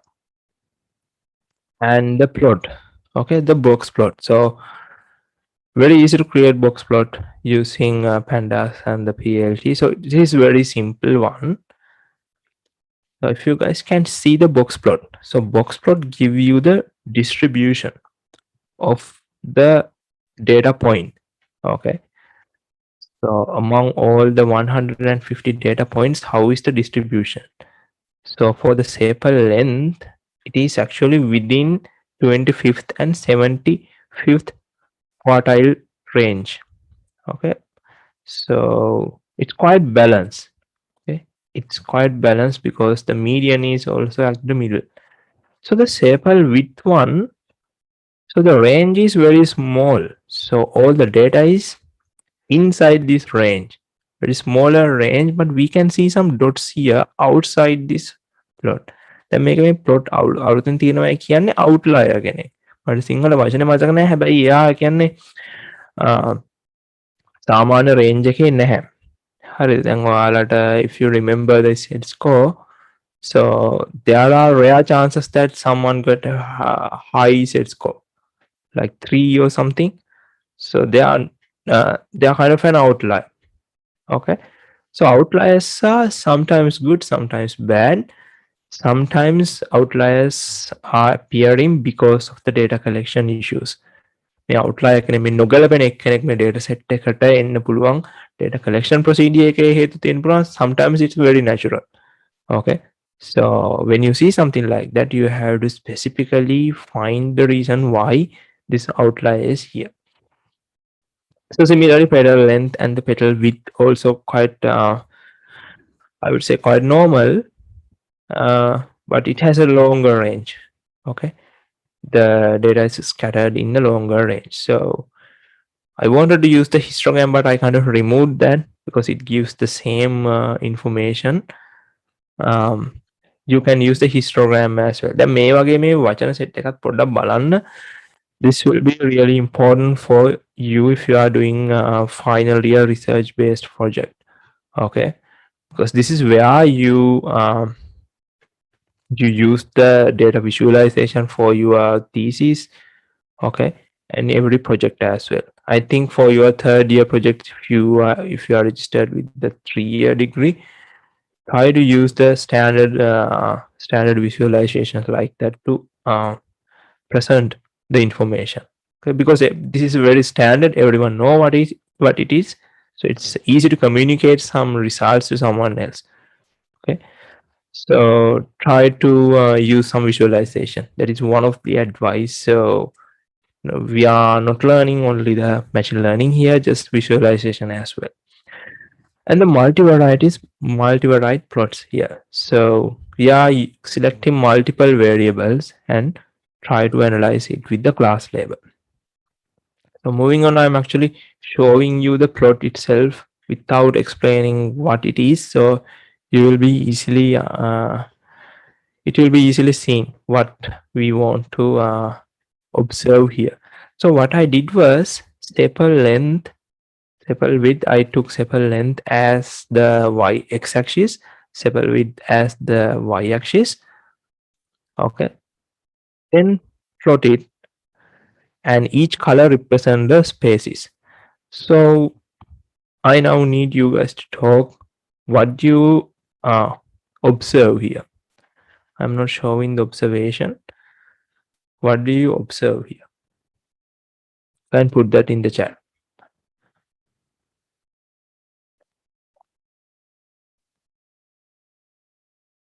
මොන වගේ observations තියෙන දැන් මේක බැලුවාට පස්සේ පාට වලින් මොකද්ද කියන්න පුළුවන්?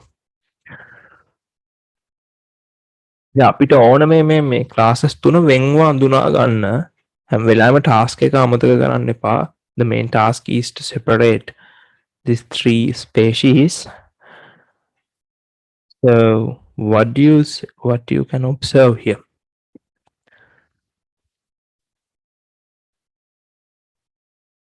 Yes, Setosa is quite distinguishable.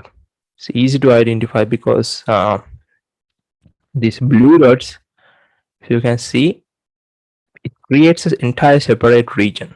The mega nil dot tika වෙම්ම වෙලා තියෙනවානේ. Versicolor virginica දෙක තමයි මේ ලං වෙලාම තියෙන කියන්නේ mix වෙලා තියෙනවා මේක.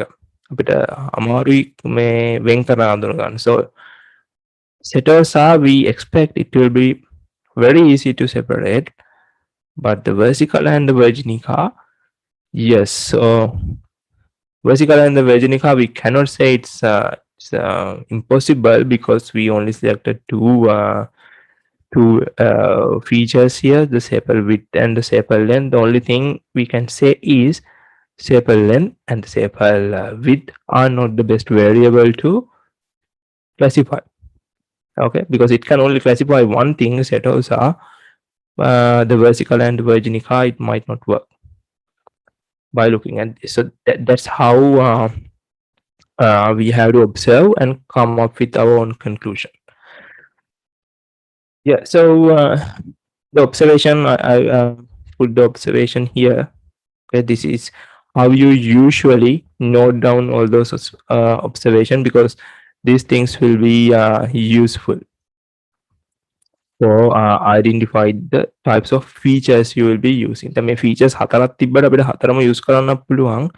Sometimes it doesn't make any sense to use all 4 of them. So it's better to reduce the amount of features. The one time is the computational complexity. Sometimes it doesn't make any change in the performance. Okay. So I am trying to run the scatter plot here.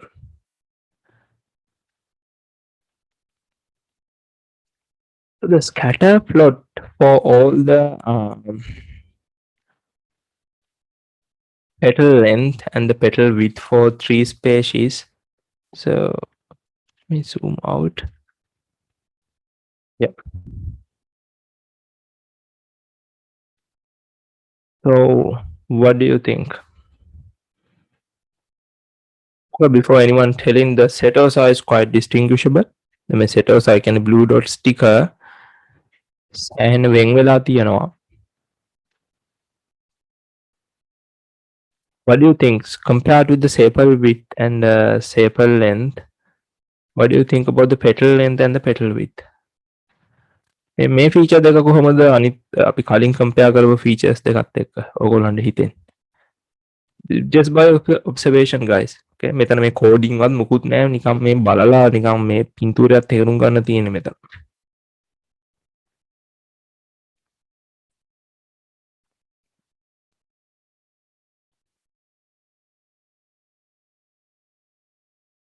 මොකෝ හිතන්න.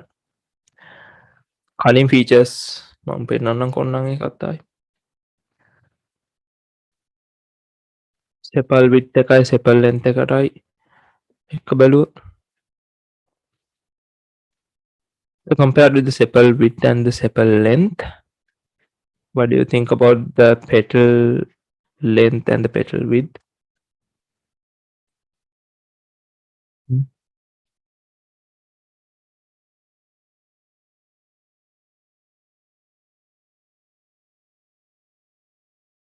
Yeah. Yes, it is better. Yes, it is better because the versicolor and virginica in the previous example, it's very hard to distinguish. Almost converged both of them together. However, with this petal length and the petal width, yes, the convergence in the middle is very small compared with the distinguished dots. හරිද අර මේ converge වෙලා තියෙන මේ මැද හරිය තියෙන link dots ටික වගේ ටිකක් තියෙනවා. හැබැයි අරිට වඩා සෑහෙන්න හොඳයි. So these are the things you need to be focused on. So I put the observation here. Okay. So this is the outcome. So if you need to write these things down, so these are the observations. So finally this plot. So this will take some time because it generates like 16 graphs.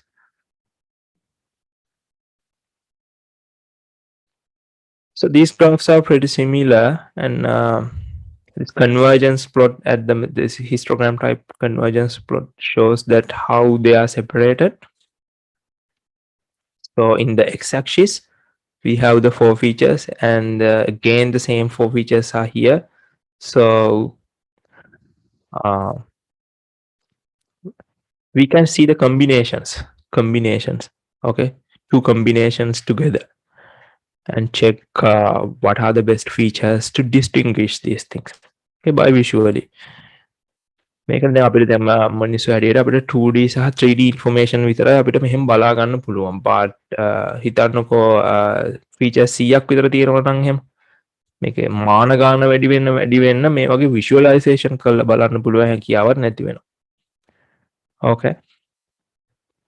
So when the dimensions or the amount of features going higher than 3, as human we cannot just interpret. Okay. So luckily this data set contains only 4, but we can combine 2. I will show you a 3D example now. So we can combine 2 features and plot it and have a look at it.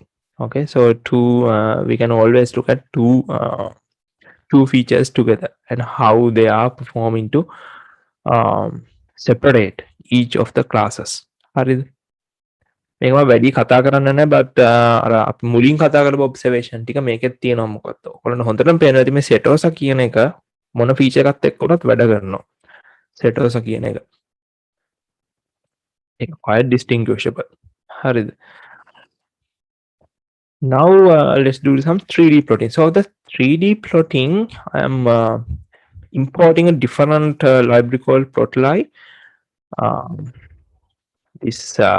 So I have to, I'm just exporting the same data set again from that library and do the visualization. It's very interactive compared to the 2D plots. This is really interactive. I can see, I can look at the data set from different angles. The good thing is I can plot three features at a time, and I can like turn it, tilt it, everything I can do, and see the data set from different angles. So we have all entire data set here, all the 150 data points. So the blue still shows the setosa. So even with three features, it's quite distinguishable, separated, entirely separated. Only issue is with this vesicle and the virginica, the red and green dots. Okay, so this 3D plotting is really good. Okay, it's quite distinguishable because we can turn everything, look at them in the different angles. So if you want to impress someone during a presentation or something, do use the 3D plotting. It's really good. It's extremely better than the 2D ones. Okay, so I use this library, this one. Okay, so the data exploration is done now. Okay, now we need to go to the machine learning part. Before going to the machine learning part, any questions? Boring? Is this boring? No one understands.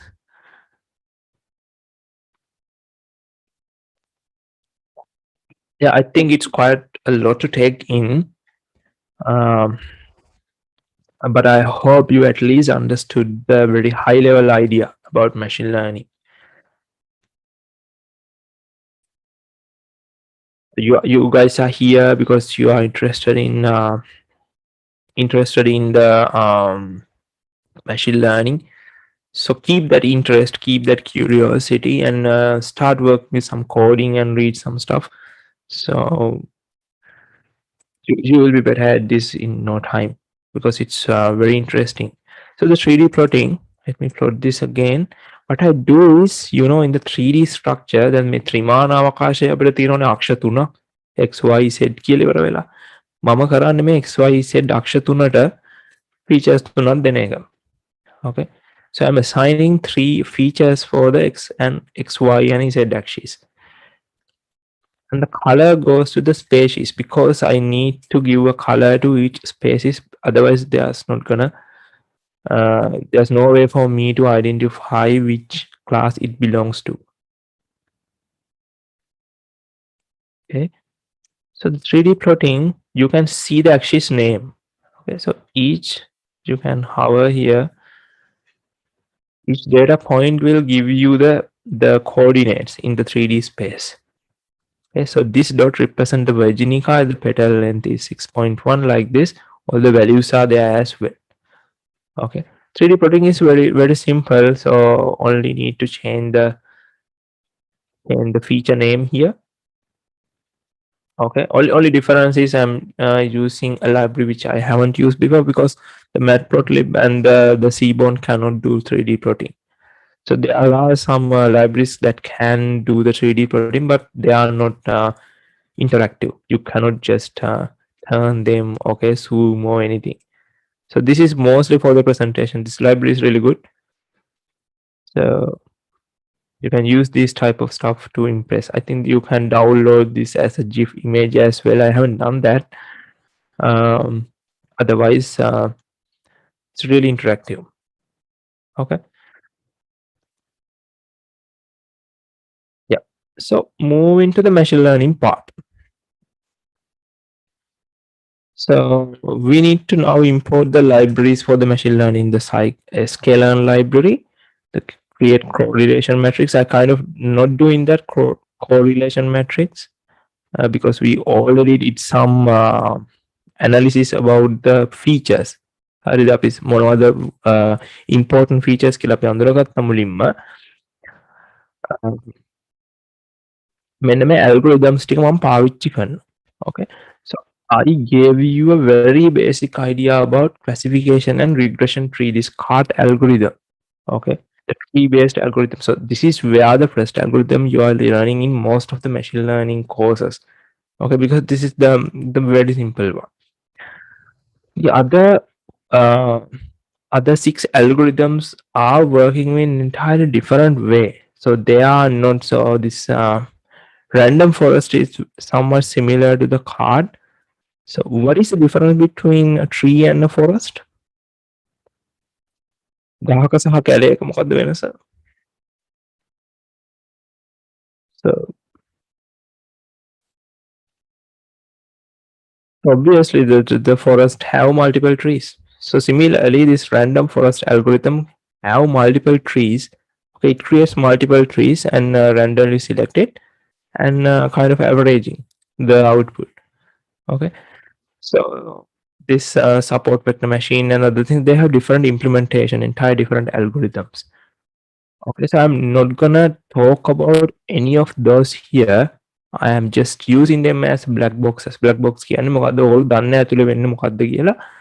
It is just an you are giving them an input. It will generate you an output. So you don't know internal working. Okay. So I just wanted to use these things. One thing is to make you guys familiar with the terminology and the types of algorithm you can use, and the types of the different types of amount of performance it can give them. Make a performance එක ඔයගලන්ට ගොඩක් කරලා බලා ගන්න පුළුවන් මොන වගේ වෙනසක්ද තියෙන්නේ කියලා performance එකේ. හරි.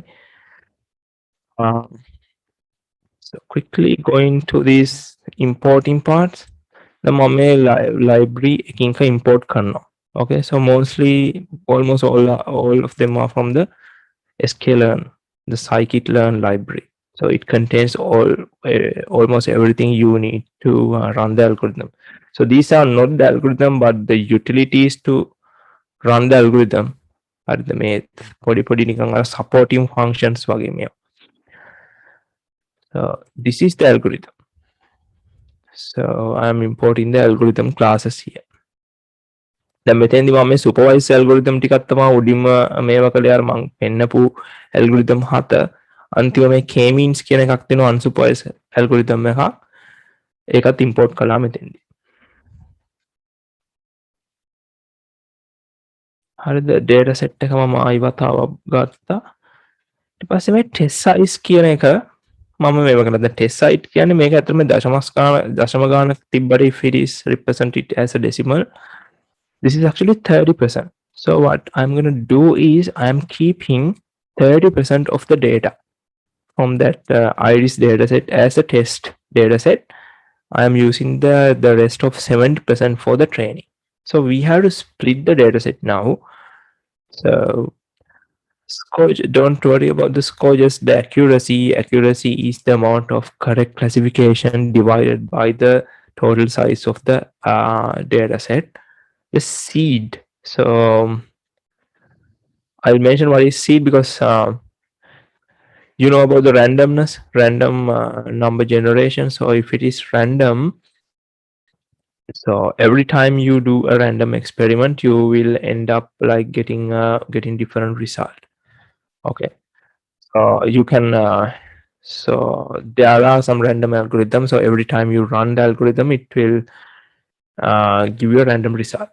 However, for reproducibility, දැන් මේ result එකම නැවත වතාවක් එකම පිළිතුර ගන්න ඕනි නම් අපිට reproduce කරගන්න එපා මේ randomness එක හරිය නැහැ මේ so when you give a seed a kind of a number, the randomness kind of control. So every time you can recreate if you give the same number to the random algorithm. Okay, so this might be something new. Don't worry too much about that. So just search about the random seed and don't even worry too much about that. It is just a number. So we can fix the result. So when you run the same algorithm multiple times, when someone else run the algorithm, you will end up getting the same result. Okay, so what I'm doing is I need to change the number of features I'm using for the learning. Okay, for the inputs of the algorithm now. So first thing I'm doing is I'm selecting all, selecting some of them, and yes, so like that. The last one I'm not doing that. I haven't done the correlation matrix. So the first one is I'm using all the 4 features. Okay, so I need to select those features. This is how I'm going to select this. So what is the data? Out of bound.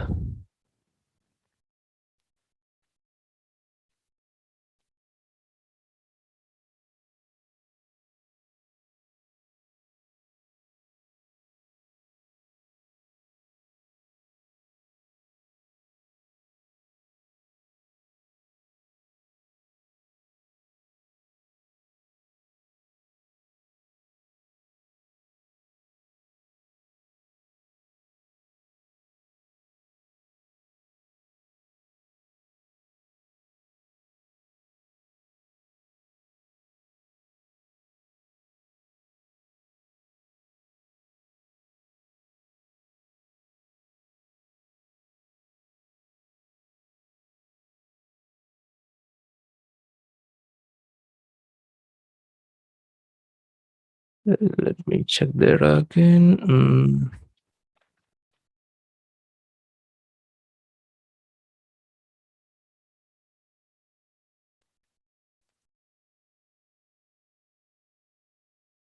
Okay, I reloaded the data set.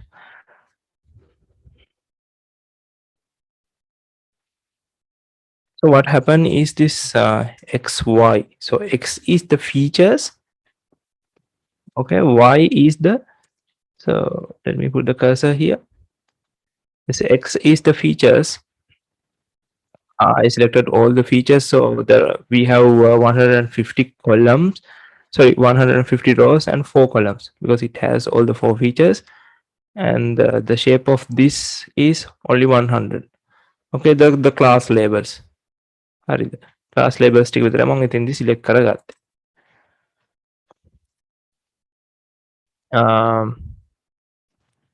ඊට පස්සේ මම මේක train and test split එකක් කරනවා. So I need to split the data set so I can keep 30% for the testing and I can use the 70% for the training of the algorithm. So this function gives you that, so you have to put the X and Y, the test site we have already defined it, and the random state. Okay, so after running this function I have multiple variables. So the good thing about the Python is it can return more than one variable at a time. So some programming languages like C, you can only return one variable, but this returns 4 variables. Okay. So now I have my training data set. Okay, training features, training labels, testing features, and testing labels. Now I create a decision tree classifier. So this is the card algorithm implementation. I create the decision tree classifier, fit it. So fit it is the training part. So I give it the training data set and ask it to train and do the prediction. So prediction is I am asking to predict the testing data. So this testing data is new. Algorithm haven't seen this before. So it can give you the prediction, and this print accuracy score and the classification report is just the ways we are gonna see the performance. හරිද මේකේ මේ functionality එකකින් කරන්නේ අතර මේකේ output ටික බලා ගන්න පුළුවන් අපිට කොහොමද මෙයා train උනේ කියලා. So don't worry too much about the precision recall and F1 score here. These are some ways to interpret the output. So we are mostly interested about the accuracy. So the accuracy is 91. Then 91 එකක් මෙයා හරි classification එකක් දුන්නා. හරිද? ගොඩක් හොඳයි මේක. features 4ක් අපි use කරා. හරිද?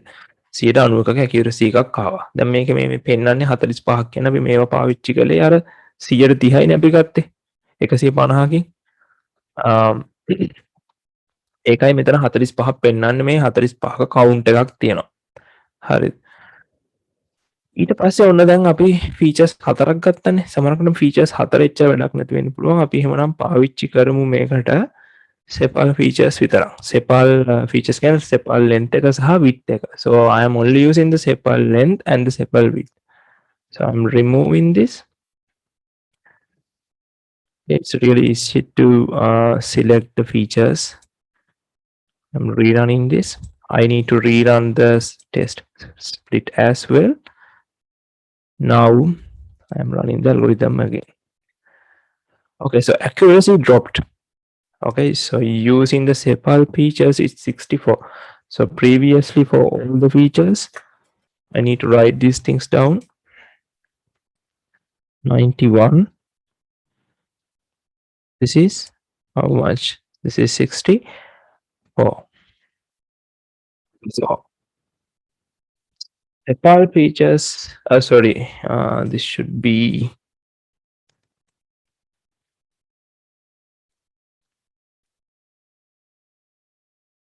okay. So the sepal features are not the best features. So that is the observation, and I am using the petal. So petal width.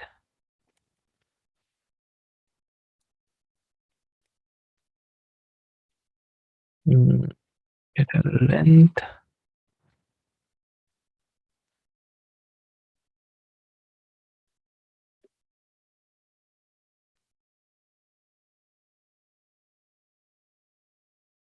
I'm running this again. So this time I'm only using the petal features.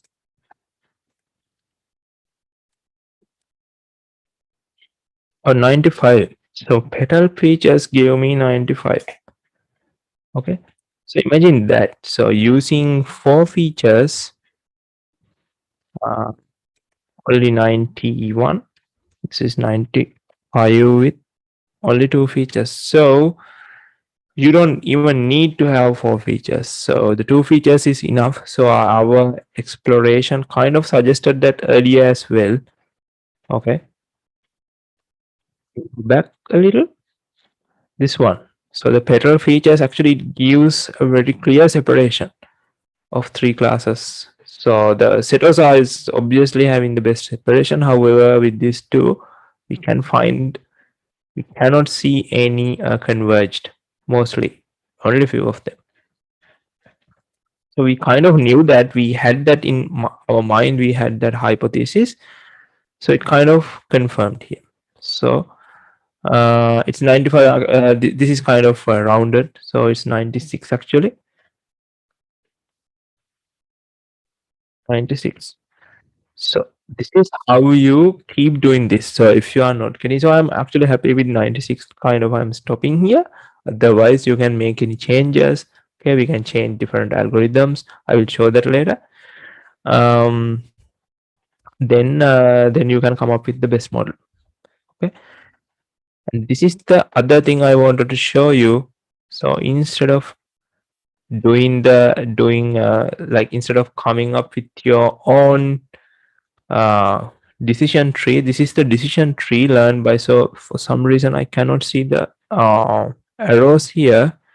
Arrows are there, but some reason it sometimes removed itself. Otherwise there are some arrows connecting all those leaves of the tree.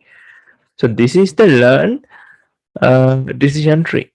Okay, this is how machine learn the decision tree. We never taught it any rules, we just selected it the features. Okay, so try to apply the theory part we discussed to this example. So finally I need to run everything with 7 algorithms now. I know CART works, it gives me like 96%. I need to check the possibility of improving this result. So luckily in scikit-learn we can combine all those algorithms and do some cross validation as well. Don't worry too much about it. We are kind of shuffling the data set for the training part. I'm not gonna talk it here, so just Google it about the k-fold validation. I'm using it here as well. So let me run the function. Now I'm running the dataset with all the models. So this output is just some warnings. Okay, so this is the output. Okay, so you can see, so the press number is the training accuracy. This is the standard deviation of the training accuracy. This is the testing accuracy, something similar to what we have seen. So you can see KNN and card algorithm we already the kind of value we already seen that, but with SVM, NB, LD, and LR, we can even go like 98% of accuracy. Okay, so we just evaluated the same thing with different types of algorithm. Okay, the supervised learning part and the code part is done. So you guys can ask me any questions. So otherwise, do we have more time, like 10 minutes? I can wrap up this quickly.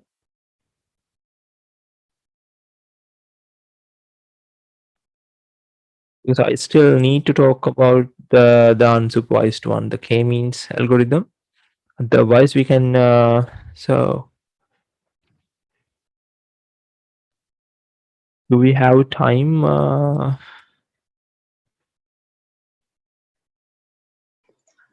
I think you can continue. Okay, great. Great. So put any questions here. I don't mind answering the questions for the other stuff, but I will go and discuss the um, unsupervised one. So the unsupervised one, I'm using this k-means algorithm. Okay. So unsupervised one, if you guys can remember, we don't have the class labels. It's just the features itself. So I'm using the same data set, but I'm removing the class labels here. So since I already made some changes, so I need to reload the data set. Okay. The මේක ළමයි මේ class labels නෑ. මම එකම data set එක ගන්නෙ. කලින් කේ මම class label පාවිච්චි කළා. හැබැයි මේකේ class label පාවිච්චි කරන්නේ නැත. ඔක්කොම ටික අයින් කරලා මෙන්න මේ values කියන එකෙන් මම ඇත්තටම බැලුවොත් එහෙම read කරපු එක so you can see this is 150 by 4 matrix. That means 150 rows and 4 features. I am not using the class labels. Okay, so I'm assuming, so originally this dataset has the class label, but since I need to use the dataset for the unsupervised learning, I'm just removing the class label so the algorithm don't see it. So this is one way. So k-means means now you are given some tasks. So I'm asking to categorize this data set into 4 classes. Okay, 5 classes, or maybe n number of classes. We don't know that. Okay, we can come up with multiple types of classes, categories, multiple number of categories here. So in order to assess the optimal number of categories we can come up with, we can create this elbow method. Okay, so just search about it later, or you can email me if you need further explanation about this method. So we are trying to identify the optimum number of categories we can come up with the dataset. So it is a dataset dependent. So for the iris dataset, from previous knowledge, we know it's actually 3 categories, but we have to kind of forget that we know that, then ask the algorithm to find the optimal number of categories. So this piece of code doing that part. So the x-axis is the number of clusters or the categories. WCS means the value. It is kind of giving the within cluster sum of squares. It is kind of a number evaluation matrix. So elbow. So if you see the elbow in your arm elbow, so the elbow here is the optimum number. So you can see it kind of between 2 and 3. Okay, මේක මේ කොච්චර හොඳට category කඩා ගන්න පුළුවන්ද කියන එක බලන්න ක්‍රමයක් තමයි මේ elbow method එක කියලා කියන්නේ. Okay, so it's actually 2 or 3, mostly 3. Okay, so you can use this for any type of data set to determine the optimal number of categories you can come up. Now I'm trying the k-means algorithm again, and I'm asking it, okay, cluster it or categorize it to 3 clusters. Okay, so I'm applying the algorithm here, the k-means. I'm trying to visualize it here. So after applying that, I need to check whether it categorize it correctly. Okay, so this is how it categorized it. This setters are still setters are so here the setters is mixed with the Virginica. However, versicolor is clearly separated. Okay, so this is something different than we have seen. So that's why I told you. So the unsupervised algorithm tend to misclassify. So we cannot expect that type of an performance, but we can optimize this. So as I mentioned, it is an iterative process. So after running one iteration, we can make changes to some parameters. We tell that the hyperparameter tuning, so we can keep it improving. Okay, so this is an unsupervised algorithm implementation. So any quick questions, guys, for the coding part? I'm pretty sure mostly. So even if you have some background in Python, a lot of things we have discussed is pretty new to you. So take some time. So you have the code. So search about. So I put some references here as well. So mostly I copied these codes from these references, and I want to mention something about this Kaggle as well. The Kaggle is a very popular platform for data science related stuff. Okay, so some of competitions give you some money as well, but mostly it will be a very good platform to learn something. So it's quite popular. You have something like Google Collab in them as well.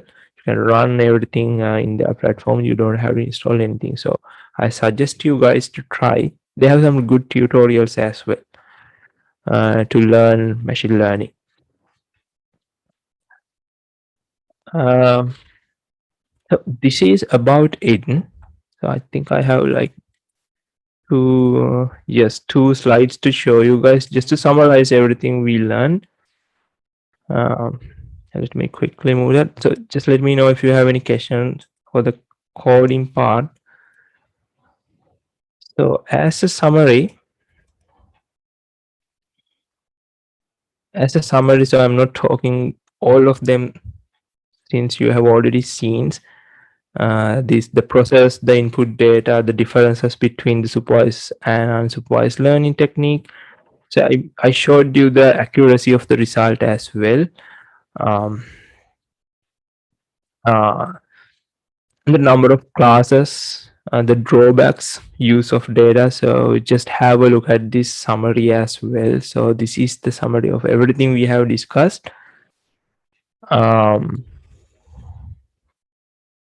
And final remarks. So because we only discussed about simplest machine learning architecture, this decision tree and the k-means and some example architectures, I didn't even explain any of these things. So I suggest you guys to have a look at them. Okay, and other algorithms and practice. And as I mentioned, the deep learning is the hottest area. So deep learning algorithm will give you even higher accuracy. So the deep learning implementation for the same data set will give you like 100% accuracy. So that's how good it is. But take some time for the machine learning, understand the concepts and everything, and then go to deep learning. Okay. So otherwise you will miss something. Some data pre-processing parts are pretty much similar for both the machine learning and deep learning algorithms. So it won't be a waste of time if you spend some time for the machine learning and then go to deep learning. Okay, and there's some readings here. Just I'm not very much sure you are reading books, but these are very good resources. And one good thing is this online offerings for the machine learning courses. So if you are familiar with Coursera and EDX, they have really good machine learning courses. So one in Coursera from Stanford University, quite hard because it's using MATLAB.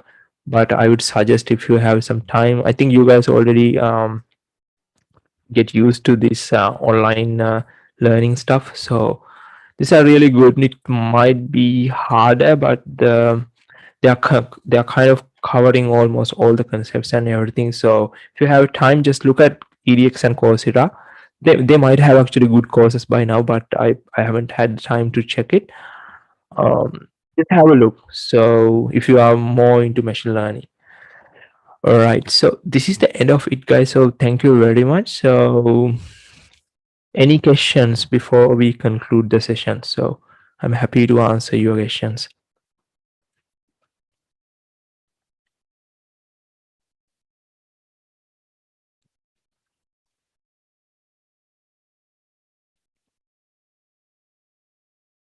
Any questions?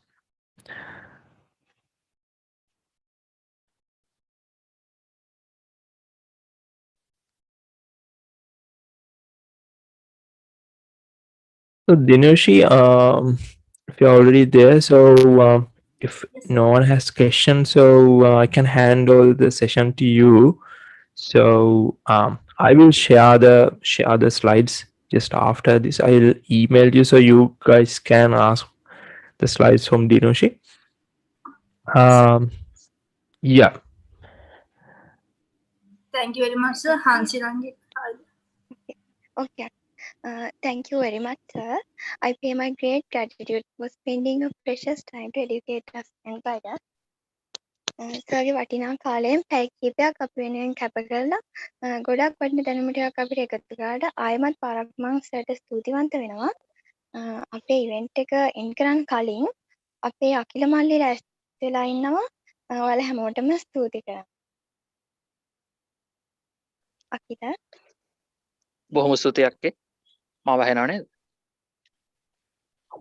ඔව්. මුලින්ම අපි ගොඩක් ස්තුති කරන්න ඕනේ අද අපගේ supervised versus unsupervised learning bootcamp event එකට ස්පීකර් විදියට සහභාගී වෙච්ච ඔස්ට්‍රේලියාවේ නිව් සවුත් වේල්ස් යුනිවර්සිටි එකේ PhD රිසර්චර් කෙනෙක් විදියට වැඩ කරන අපේ යුනිවර්සිටි එකේ කලින් ටීච් කරපු ඉසුරු නිර්මාල් සර්ට බොහොම වැඩ රාජකාරී තියෙන කාර්යබහුල කෙනෙක් වෙලා අද අපත් සමග ඔහුගේ කාලය වෙන් කරලා සර්ගේ දැනුම බෙදා හදාගත්තාට සර් ගොඩක්ම ස්තුතියි. සර් දැන්ටත් අපිටත් වඩා ගොඩක් ලැබ වෙලා ඇත්තේ. මම හිතනවා මම වගේම මේකට සහභාගී වෙච්ච අනිත් හැමෝමත් ගොඩක් දේවල් අද මේකෙන් ඉගෙන ගන්න ඇති කියලා machine learning ගැන සහ supervised versus unsupervised learning අතර වෙනස ගැන ඒ හින්දා නැවතත් සර්ට බොහොම ස්තුතියි අපිත් එක්ක අද සර්ගේ දැනුම බෙදා හදාගත්තට. ඒ වගේම අද මේ ඉවෙන්ට් එකට සහභාගී වෙච්ච අයටත් ඉවෙන්ට් එක ඕගනයිස් කරන්න උදව් වුණ හැමෝටම තව තවත් එක විදිවලින් මේ ඉවෙන්ට් එකට උදව් කරපු හැමෝටම බොහොම ස්තුතියි පුද කරනවා. අපි හිතනවා ඔයාලා හැමෝම අපගේ ඉදිරියට තියෙන ඉවෙන්ට්ස් එක්කත් සහභාගී වෙයි කියලා. එහෙනම් නැවතත් සියලු දෙනාටම බොහොම ස්තුතියි. thank you Akila. අපිට ඉවෙන්ට් එක එන්ඩ් කරන්න කලින් මැසේජස් කීපයක් දෙන්න තියෙනවා. අපේ කෝල් එකේ chat එකේ දාලා තියෙනවා link එකක්. අපේ feedback form එකේ අපි බලාපොරොත්තු වෙනවා සහභාගී වෙන හැමෝම අපිට feedback එකක් දෙයි කියලා අද අපේ වැඩසටහන ගැන. මොකද අපිට ඔයාලගේ feedback එක ගොඩක් වටිනවා.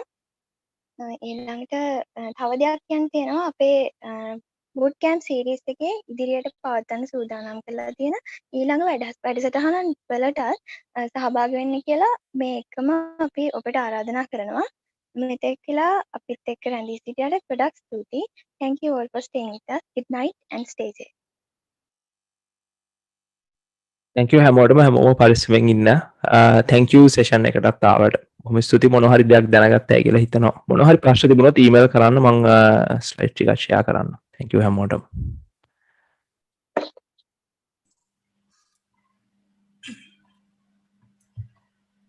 මේ කට්ටිය තාම ඉන්නව නේද? මේ අලුත් බැච් එකේ කට්ටිය ඉන්නව නේද? 21.1 මේ කට්ටියට මේ තේරෙන්නේ නැතුව ඇති එකපාරට දැන් ඉතින් ඔයගොල්ලෝ විතරයි මම හිතන විදිහට ඔයගොල්ලෝ තාම ලෙක්චර්ස් පටන් අරගෙනත් නෑ නේද මේ ඉතින් එතකොට මේ ඔය එකපාරට මේ තේරෙන්නේ නැතුව යයි තේරෙන්නේ නැහැ මොකද දැන් ඔය ගොඩක් උගන්නන දේවල් මේ වචන එහෙම දැන් ඔය unsupervised supervised learning නරඹන කිව්වම සහ දැන් අද සර් ගොඩක් කිව්ව සමහර වචන ඉතින් ඔයගලන්ට අලුත් එතකොට ඔයගොල්ලෝ කන්ෆියුස් වෙනවා බය වෙනවා මොනවද මේ කියන්නේ එහෙම කියලා මේ ඒත් පළවෙනි පාර හද්දී තේරෙන්නේ ඒත් ඔයගොල්ලෝ දැන් මේ ඉගෙන ගත්ත දේ ඔයගොල්ලෝ අසයින් ML වලට AI වලට ආසයි නම් තව දේවල් හොයන්න මේ YouTube එකේ උන් තරම් දේවල් දෙනවා දිනුෂී අපි ලයිව් ස්ට්‍රීම් එක ඔෆ් කරමු දැන් ඒක ඔෆ් කරන්න